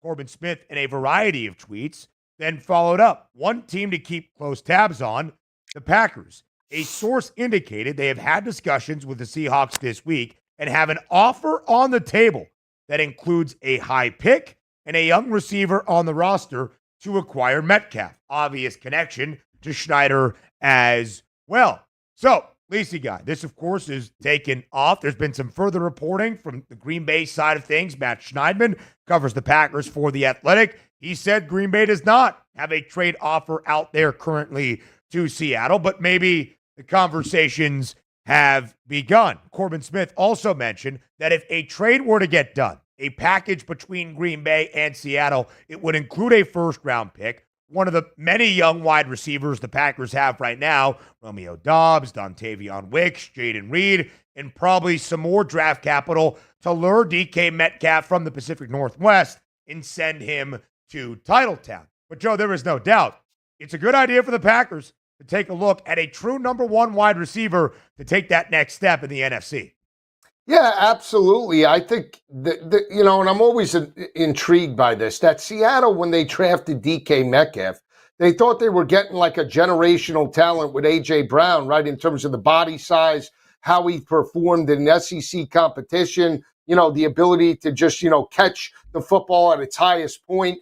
And he's performed very well with, I want to say, mediocre quarterback play. I mean, Geno Smith put up numbers, but we're not talking about, Pat Mahomes, or we're not talking about, elite quarterback Joe Burrow type of play. We're talking about slightly above average. I think that's what Geno gives you.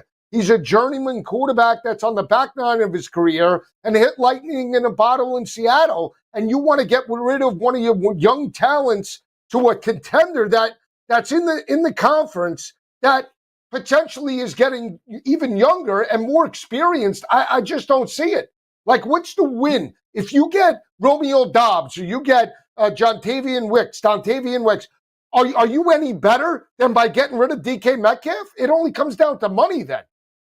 I don't think you're better by any means, right? But if DK Metcalf is not happy with his situation to get a lot back in return, that would be maybe the benefit for Seattle. For Green Bay, though, Joe, that would be a great move for the Packers, right? During Super Bowl week, Josh Jacobs kind of said that the Packers, although they have some really good and talented young wide receivers, they need that true number one. It rubbed a couple of his teammates the wrong way, but I don't think he was saying anything that people with the common sense view of the NFL did not understand. Jordan Love said the right things and was like, I love the guys in-house. We get somebody else. That would be great to come into our system and make the most of it. But that's what feels like eludes the Packers a little bit at this moment.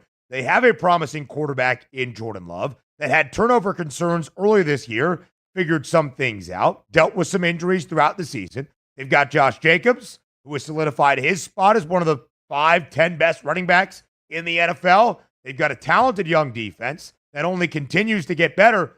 Joe, you would think they need that number one guy, and then all the other receivers that they have can work and get better with that as well. I think DK Metcalf would make a lot of sense for Green Bay this year if they can get that trade done. Oh, yeah. And think about, DK is a very good blocker, right? And that's what they want to do, too, with Josh Jacobs, is run the football. When you have wide receivers that aren't afraid to mix it up with defensive backs, and you're talking about a size differential, it opens up the rushing attack as well. So for Green Bay, it pays. Get DK Metcalf in Lambeau and let's cook, baby. There is a potential out, by the way, after 2025, but DK Metcalf still under contract as of this moment. Lacey Guy, what a great show as always. Have a great weekend. All of you, have a great weekend on Football Full Circle. We'll be back on Monday, noon Eastern time on SportsGrid Radio.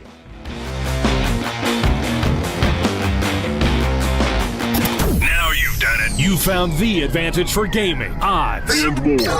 But we call it the winning edge for short. This is the SportsGrid Radio Network.